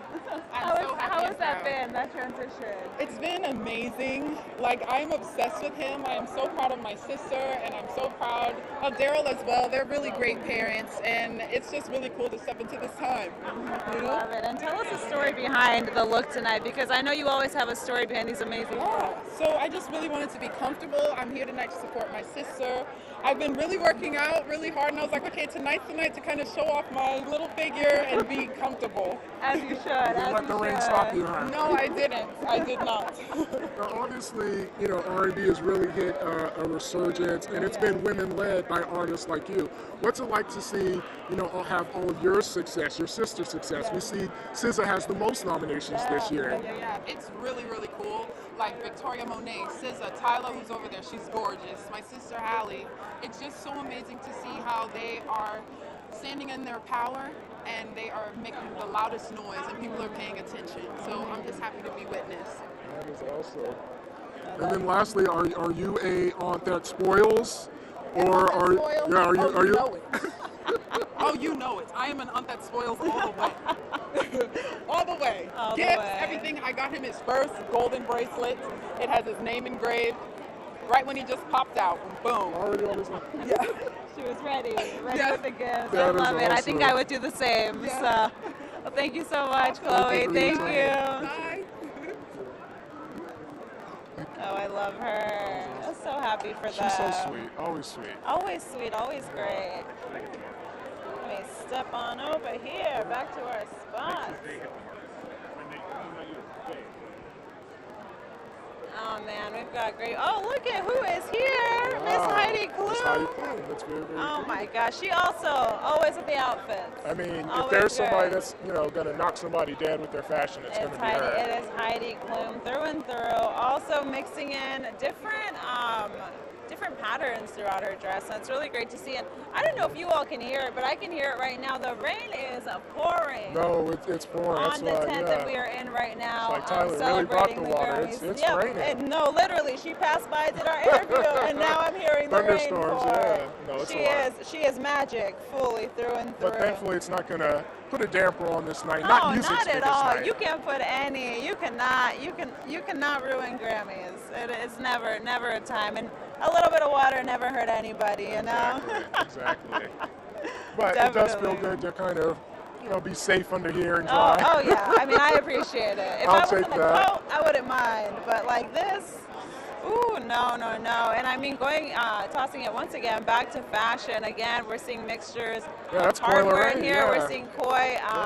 Also choosing a unique look for the Grammys. For the Grammys, We've yeah. seen a lot of gowns, but she decided to do a leotard with a beautiful. I don't know what it was. It was a train behind her that she was holding on to something.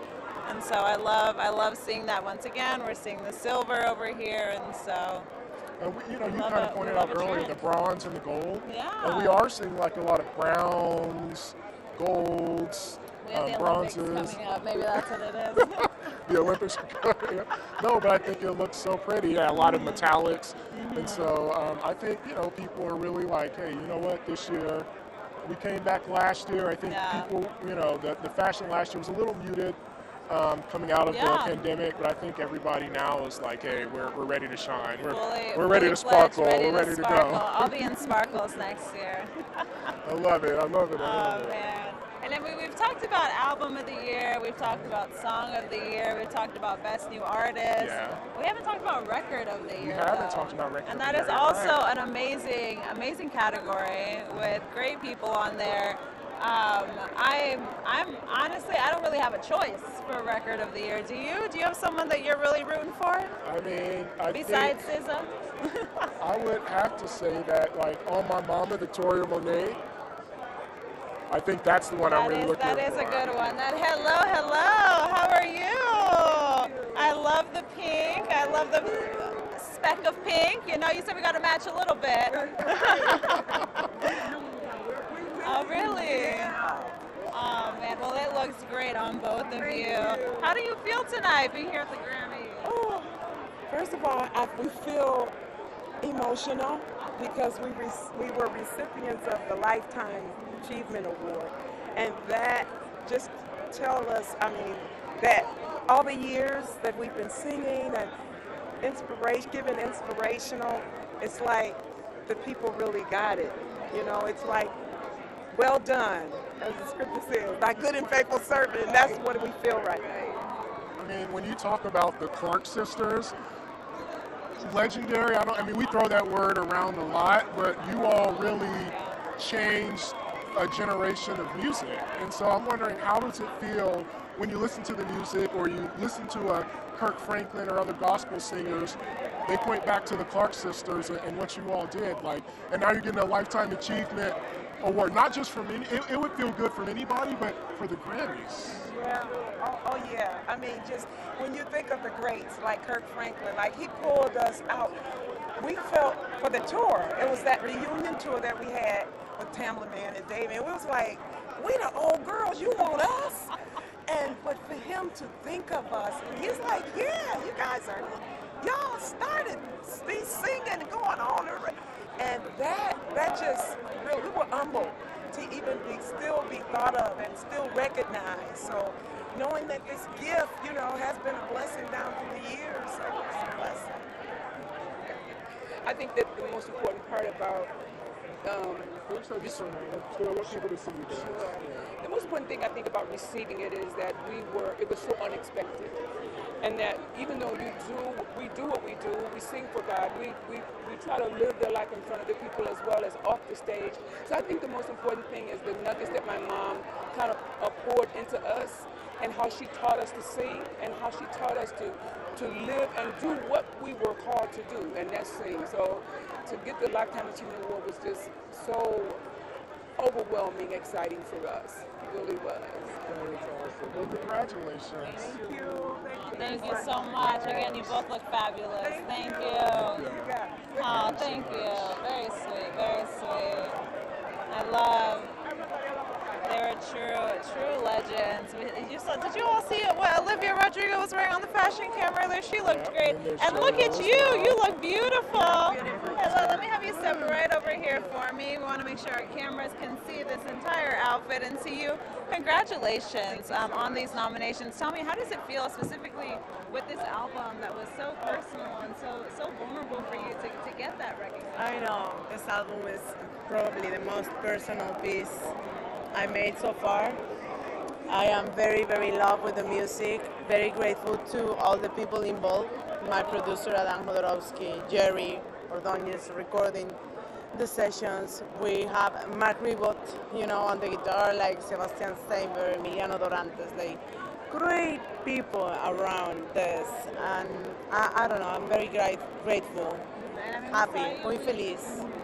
Muy feliz, ¿verdad? We saw you take home awards also at the Latin Grammys, and then now seeing switching over to these. How does that feel, knowing you got recognition within Latin music, but also on a broader scale? Yeah, it was amazing. It's really good. I had a tie with Juanes, and for me to have that is very important, you know, and special and magic. It has a mystic because.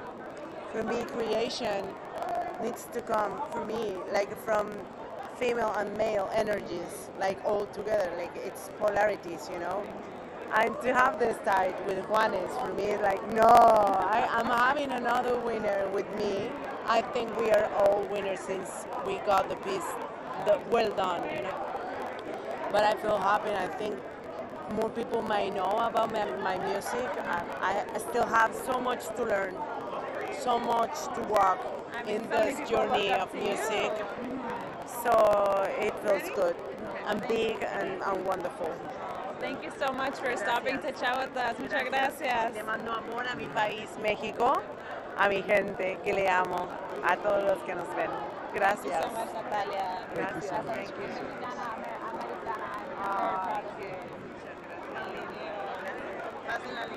Gracias. No Air was on SNL IO last night. Oh man, I love Natalia Lafourcade. Oh, and look who is here! Doja Cat on the fashion cam. She is bringing the looks. Hello. Look at you! I want to have that on. You look beautiful. Oh, thank you, love. So do you. We should be a group. Look at us. Oh, look at us. And I know, because we had you on the carpet a couple of days ago, that at the time you did not have a dress. So whatever you did, you looked amazing. How did you find it so? I went to this amazing place here in LA. Actually, it's called the Show Must Go On showroom. And I walked in, and they had pulled a couple of things for me, which was amazing. And I put this on, and I was just like, that's the one. We're gonna wear it because it represents kind of how I feel in the moment. Like, I'm still a flower, but don't mess with me. Oh, you know? okay. Sometimes you gotta be respectful. You can still be pretty and dainty, but look, you gotta respect the boundaries. All right. There you go. As those boundaries should be there. And you know, I have to ask you because I was watching Saturday Night Live last night. I don't know if you got to catch it. I saw the clip. And saw Io singing. Yes. I was just like, what is happening this week? Like, I'm just so grateful, you know, like for my music that I released, actually, that was nominated for the first time, I guess, 15 years ago now at this point, to be still a part of pop culture. People are still singing it and still performing it, and I don't know, it's just really cool to be able to have that. I don't know if I'm dating myself, but I remember when you first came out. Like, does it really feel like it's been that long, or has it just been like one quick trip. Yeah, no, it's weird. It's almost like a Twilight Zone moment. It feels like yesterday, but it also feels like ages ago simultaneously. I don't really know how that works, but for me though, everything still feels pretty new. I still am like, I can't believe I'm on the Grammys red carpet again. Like, I can't believe I'm here and I'm talking to all these different people, seeing all, they're like my colleagues now and my peers, and I don't know, I'll never get used to it, I don't think. Well, we're excited for you, and I love this outfit. You picked You did perfectly. good. Yeah. You did good. I appreciate that. The show really must go on. Yes, thank you. Everything was fitting and it all worked, so I appreciate that. Thank you so much, Jordan. Thank you, girl. Thank you. Always good talking with you. Yes. Thank you. Appreciate you. Thank you. You want to grab black? Yeah. Okay. Okay, so I'm gonna. So this is, you know, black, but this is Quinn also. Please bring her as well. Quinn is also a first-time Grammy nominee. We're live. Hi, how's it going? Black, how are you, sir? We got to get you guys on these two marks. Right here, right there. Right there. You guys got to open up. Yeah. Hi, how's it going? Congratulations on getting this nomination. How does it feel, especially knowing that, you know, this album spoke so much to just your journey through spirituality and mental health? It feels really good. I think that sometimes healthy things are overlooked in popular culture. We kind of cling to heartbreak and turmoil and back against the wall, but this one was about growth, so it feels really good for it to be recognized. I love this look as well. I have to throw a quick shout out. You know, what was the inspiration behind it? I just wanted to be, you know, the maker and the muse. So, yeah. That is beautiful. And as you've been touring this album, just what has that response been like from the audiences, knowing the healing that you're providing for them?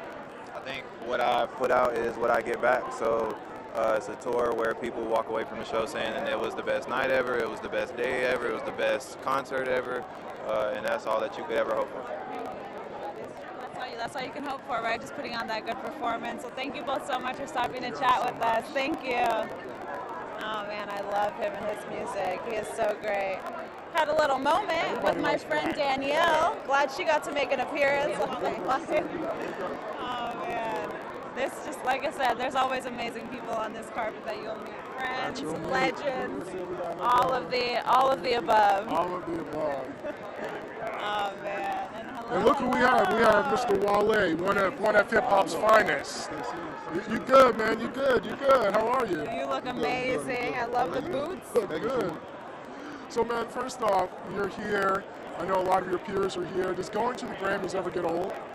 I don't really go that much. It's like I ain't really been there many times. I just decided I just do something different. So I don't really have a good opinion on that. Well, we're happy to see you today, sir. I'm glad to be here. This joint turned out, right? You've seen all type of people on the red carpet. We've seen so many people, and one of the things people are talking about is new music, and we know you have new music out. Ooh, allegedly. I do, or may not. I do. So tell us a little bit about it. You gotta leave that mystique. It gotta be a thing now, man. You tell them too much, they act like they heard it already.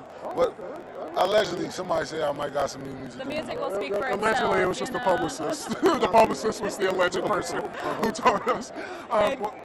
Can you tell us the story behind your look tonight? Because I love the details of the silver and just the jewels that you've got. It's just a Beaumont joint with the joint, and then there's a Fendi boots to match the Beaumont jump.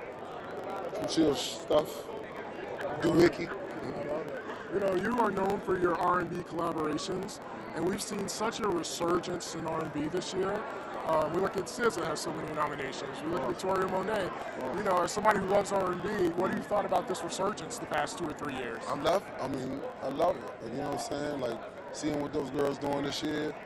Victoria Monet, how like she been writing for other people and doing her. Me and Victoria worked together like 10 years ago. She been at it. To see her have her moment, and it's a beautiful thing. It's a beautiful thing. Well, why do you think R&B specifically is connecting with the audience again? Maybe because we going through some stuff. Like everybody probably a little bit more emotional, but we going through some things. People got heavy hearts. That's a great point. That's just my idea. That's my thing. That's awesome. I think that's a great point. Yeah, no, it's a Man, I perfect love your music. I'm glad you stopped by. Stop by again next year. I know you don't usually come. Come by next year, man. I'm coming to collect some trophies. I love that. I love We it. love Put it out there. Good to see you, bro. Thank you. Oh, I love him. He's hilarious. He said next year when he puts said, out I will this be, alleged new music. alleged new music. I will be here. He's gonna come to collect some trophies. He said he's coming. So. Oh, and there's Chloe's look again for anyone who might have missed the interview. And look who we One have. of my I gotta ask Twin, where have you been? You get on your mark right there. Right over here, love. You look fabulous. Tell me, what was that like? You know, seeing, we've seen your music take off on socials outside of just the amazing career you've had. What was it like to see this song take off through the challenge? It's always fun watching how people organically gravitate towards your music, and like, I feel like music should be the soundtrack of your life. So I love that the youth, from like 2-year-old babies to like 70-year-old church mother, it's amazing to watch the cultural impact. And obviously, we've seen R&B. Actually, I talked to you last year. We were on Zoom, and I remember your mom was in there, and you had to tell her to be quiet. Because we had the interview, but we were talking. She'll be Karen when I'm on the phone. She'll be like, girl, what you tell them I'm sorry. Yeah. But we've seen this resurgence. I was talking to you then, how people are gravitating to R&B, and then we look at all the nominations this year. We look at you, we look at SZA, we look at Victoria Monet. Why have people gravitated to R&B again, specifically mainstream-wise? I think people just want something real. Like when you've been fast food, when you finally get something that has some substance, stick to your bones. I honestly, that's what I think it is. I think people just want something of substance. Yeah. That's very, very true. And we're also seeing, going off of R&B, we're seeing women continue to dominate. Do you feel that shift in the industry yourself? Where when you go into work with different producers and engineers, and through your writing sessions, and I'm like, oh wow, I don't have to fight as much anymore as a woman in this industry. It's still a fight. I feel like it's always going to be a fight, but I think now we just have a platform and a voice, whereas before it was kind of just like, girl, you should just be happy to be here. I do think that people are now respecting the feminine aspect of music, because I really do believe music is feminine. And it's about time, we should be respected for our contributions. We know with all the changes with TikTok, you've been vocal about that. Like, is TikTok an important tool for artists to get their music out, especially if you want it globally? I can't speak about anybody else, but this is my real life. And I really have to fight to get where I'm at. And I think having a tool like TikTok, where I could just cut through the noise and not have to deal with the politics of, oh, well, we don't know if people are going to like it. Like, it's clear. You can see. People want my music. There's a demand for it. There's a space for it. So I think it's complicated what's going on right now. They're saying it's going to be resolved soon. But yeah, for artists like me who use TikTok to really reach people, it's kind of bumming. It's a bummer.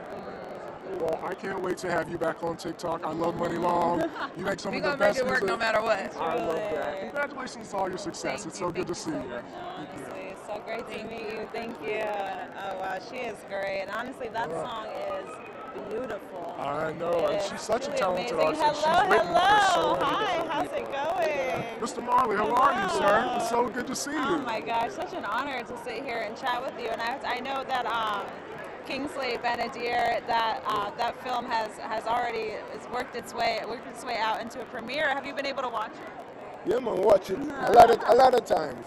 You produced it as well, correct?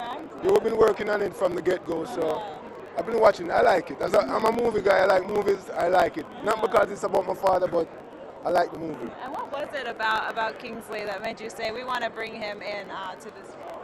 Well, Kingsley, when we watched the audition tape, he was the one that, kept us engaged, kept our attention, and so, you just have to go with the right, how you feel. You can't if and but.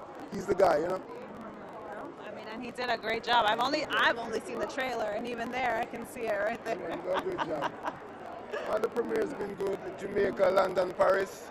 Everybody loving it, so we're happy. Oh man, we can't wait till it premieres here in Los Angeles and be able to see it there. Yeah. Mm-hmm. Well, congratulations on all your success. I guess one last question would be, in terms of, I guess, your family and the legacy that you guys have led, what do you hope the movie does for your family's legacy? Yeah, well, the movie carry a message with it, so we just want to spread the message more, big up the message more, give more light. The world needs one love right now, and that is what, every billboard that says one love that you pass about the movie is a message to the world. And when you watch the movie, it's a message to the world, Yeah. I love that. Well, thank you so much for your time. It's always a pleasure. By. Thank you. Can't wait to see the film. Thank you. Wow, they just keep coming. They keep coming. I know. That's amazing. I did for a second there. I did forget that he was a producer of the film. Yeah, he's a big reason that film was made. Yeah. We love Ziggy, and I can't wait to see Kingsley's performance. Like I said, just from that trailer alone, I was already excited, and we're seeing so many amazing people walking by over here. Some stars, they got time to stop and chat, and some, it's almost time for the show. They got to get to their seats, and I'm excited to see who sits where and who they got to sit next to. Was it friends? Was it just coworkers? Are there new friends being made? I guess we will find out soon once the show starts.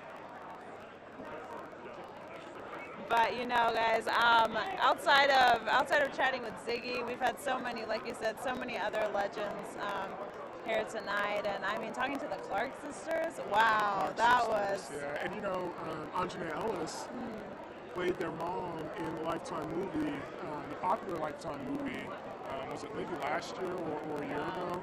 So just to see them here in the flesh is pretty cool. Oh man, and her performances are always beautiful. Always beautiful. I know that was great. And look what we have on the fashion cam. Sophia Richie, sporting the baby bump over here. Congratulations to her. That is awesome. She is so great, and I love that. I just saw. Talk to this woman. And look, we were just talking about him. Yeah. Kingsley Ben-Adir over here, Bob Marley himself for the film. Himself. Yeah. Oh man, I really can't wait to see that. And I love the green that he chose to wear is that a suit pant that he has on? With the green bomber jacket. He always has great fashion. I love what Kingsley does. On a bomber jacket. Oh yeah. He definitely made it work. But last year we had, was it Kendrick wore also a bomber? I don't want to interrupt us, but I'm seeing Chloe Bailey hug and kiss on the Clark sisters right now. There's so many things that happen that the camera doesn't catch, and now Chloe Bailey is asking for a picture with the legendary Clark sisters. And she has the biggest smile on her face. And I think that is very, very cool, very, very sweet. So many of these types of things happen at the Grammys, and we can't show them all because we only have a limited number of cameras. But look at her. I mean, they look so happy to see her too. Oh, I love that. I love seeing the moments of younger artists meeting those who inspired them, meeting the legends. It is so great. And you wouldn't know that if Chloe Bailey necessarily listened to the gospel great Clark sisters. Yeah. But obviously, well, she was in that gospel film recently. And you're right. You're definitely right. Yeah. Let's toss it over to the fashion cam for a bit so we can get that full look at a lot of these outfits over here. We're seeing again specks of gold, hardware. It's a beautiful time for fashion here at the Grammys. Oh, there's a lot of gold. I love that. There's a lot of gold, and some architectural feel into these looks. Oh man, I love seeing all these looks, and man, there's so many amazing categories at the Grammys this year. I feel like we've covered almost all of them, haven't we? Or at least the main ones. We got Album of the Year, Song of the Year. It's a lot going on. And look at who's here, Miss Taylor Swift. And Swifties, take a look, and she got an entourage with her.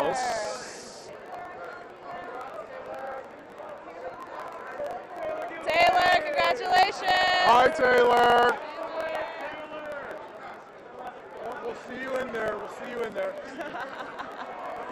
Taylor's got to get to her seat. You guys can't see it, but there is literally a train of people Well, I think you guys did see it. Following Now Taylor you can Swift. see it Yeah. fully. And you know what? There It was was so many people. a hush over the crowd as she There was a walked hush. in. And then the minute everyone found out it was her, that's when I heard Taylor, Taylor. And I We was had like, that yes, I debate. jumped in. If Taylor comes, will it be a hush or a roar? It was a both. hush followed by a roar. I hope those are two titles of songs on her next album. Oh, I love Wouldn't that be good, right? That would be great. That would be solid. Well, thank you everyone so much for joining us all the way to this point here on the red carpet, live with the Associated Press. I know the show's going to get started soon, but we're still here, so keep hanging out with us. Swifties, Taylor passed by, but stay there, hang out with us, because Victoria Monet has not passed yet, and we got to see her here. I know. I didn't see SZA either. I didn't see SZA.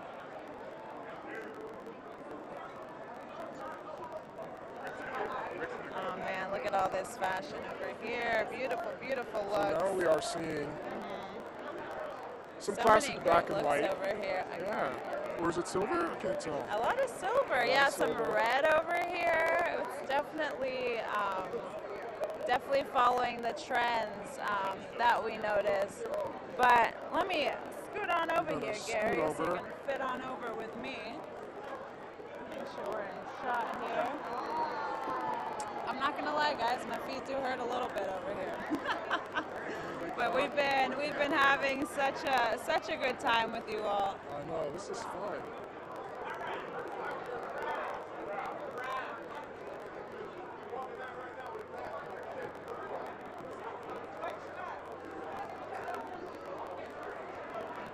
Once again, we've got sparkles over here. We've got touches of black and gold. Oh, actually black and silver. We love it. We love it. Once again, same colors. And look who's walking down, Miss Gail King, making her way in a fabulous, it looks like a green outfit. She looks so good.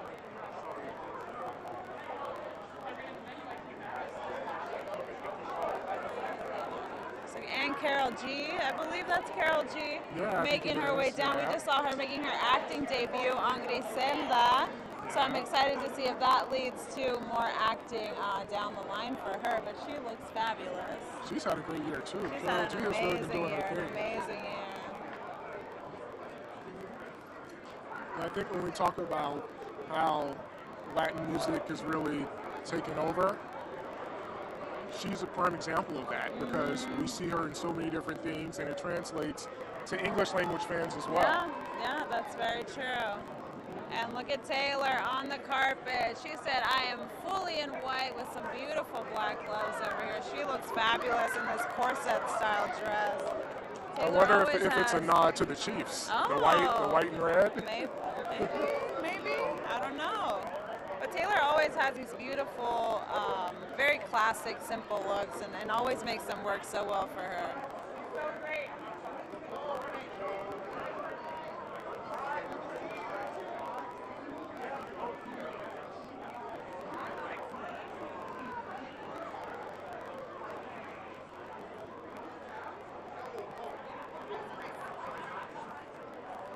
I wonder what Taylor's going to say if she wins tonight. Oh, I don't know. I wonder if she's going Maybe to a shout little out Travis inspirational Kelce, maybe. speech. We'll see. Maybe. We never know. We never know. And behind us, we see Ice Spice.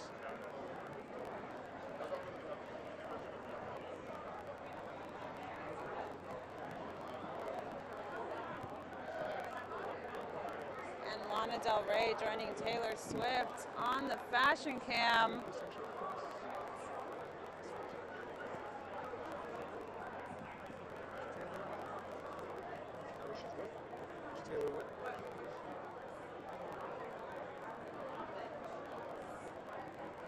I know you all have been waiting for such a long time to see them. Thank you for sticking around, and make sure you get those screenshots of some of your favorite legends over here. And I love that Taylor's taking time. She knows the photographers want those shots of her, and she's taking her time and looking fabulous doing it. As she should.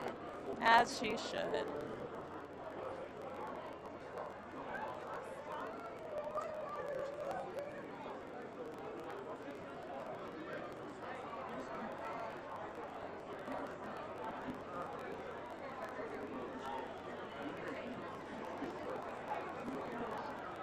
Janelle Monáe and Taylor having a little moment there. Oh, that's cute. Very, very cute.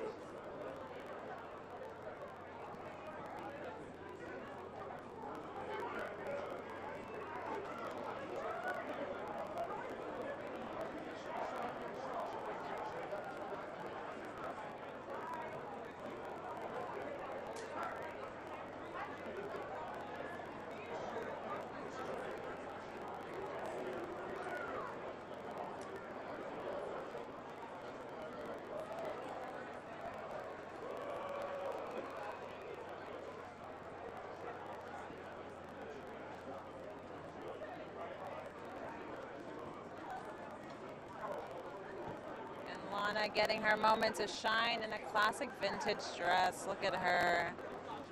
Also bringing in some pattern, bringing in some lace gloves. I see her. If y'all saw the show last year, I also had some lace gloves. It is the look of the last few years, and will continue to be the look moving forward because it's so timeless.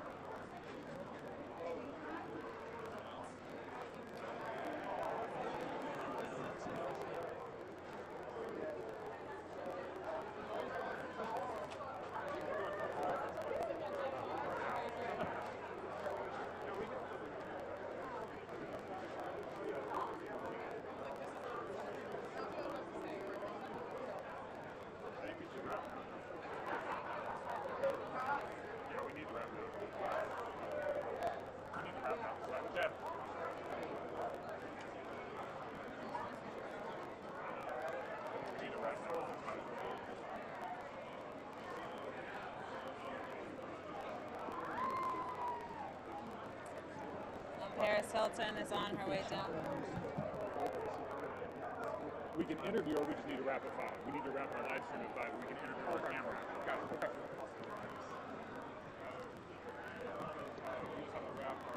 Look at Paris Hilton looking fabulous.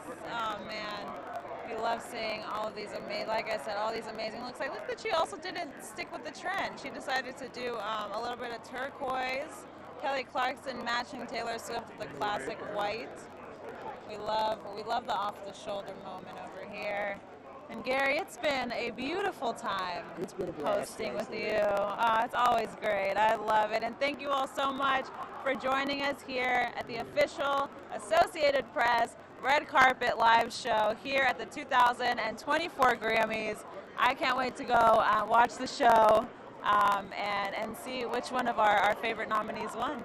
You guys could have been anywhere in the world, but you were here with us watching all of our interviews, watching all of the musicians come back and forth, and so we really appreciate you guys sticking with us. We value your time, so thank you so much, and hopefully we'll see you guys again next year.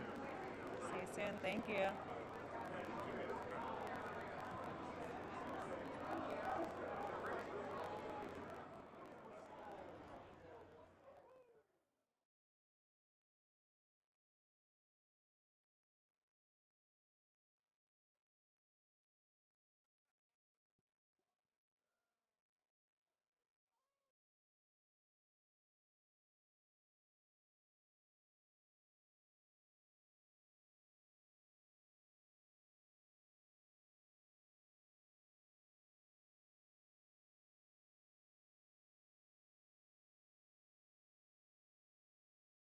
Thank you.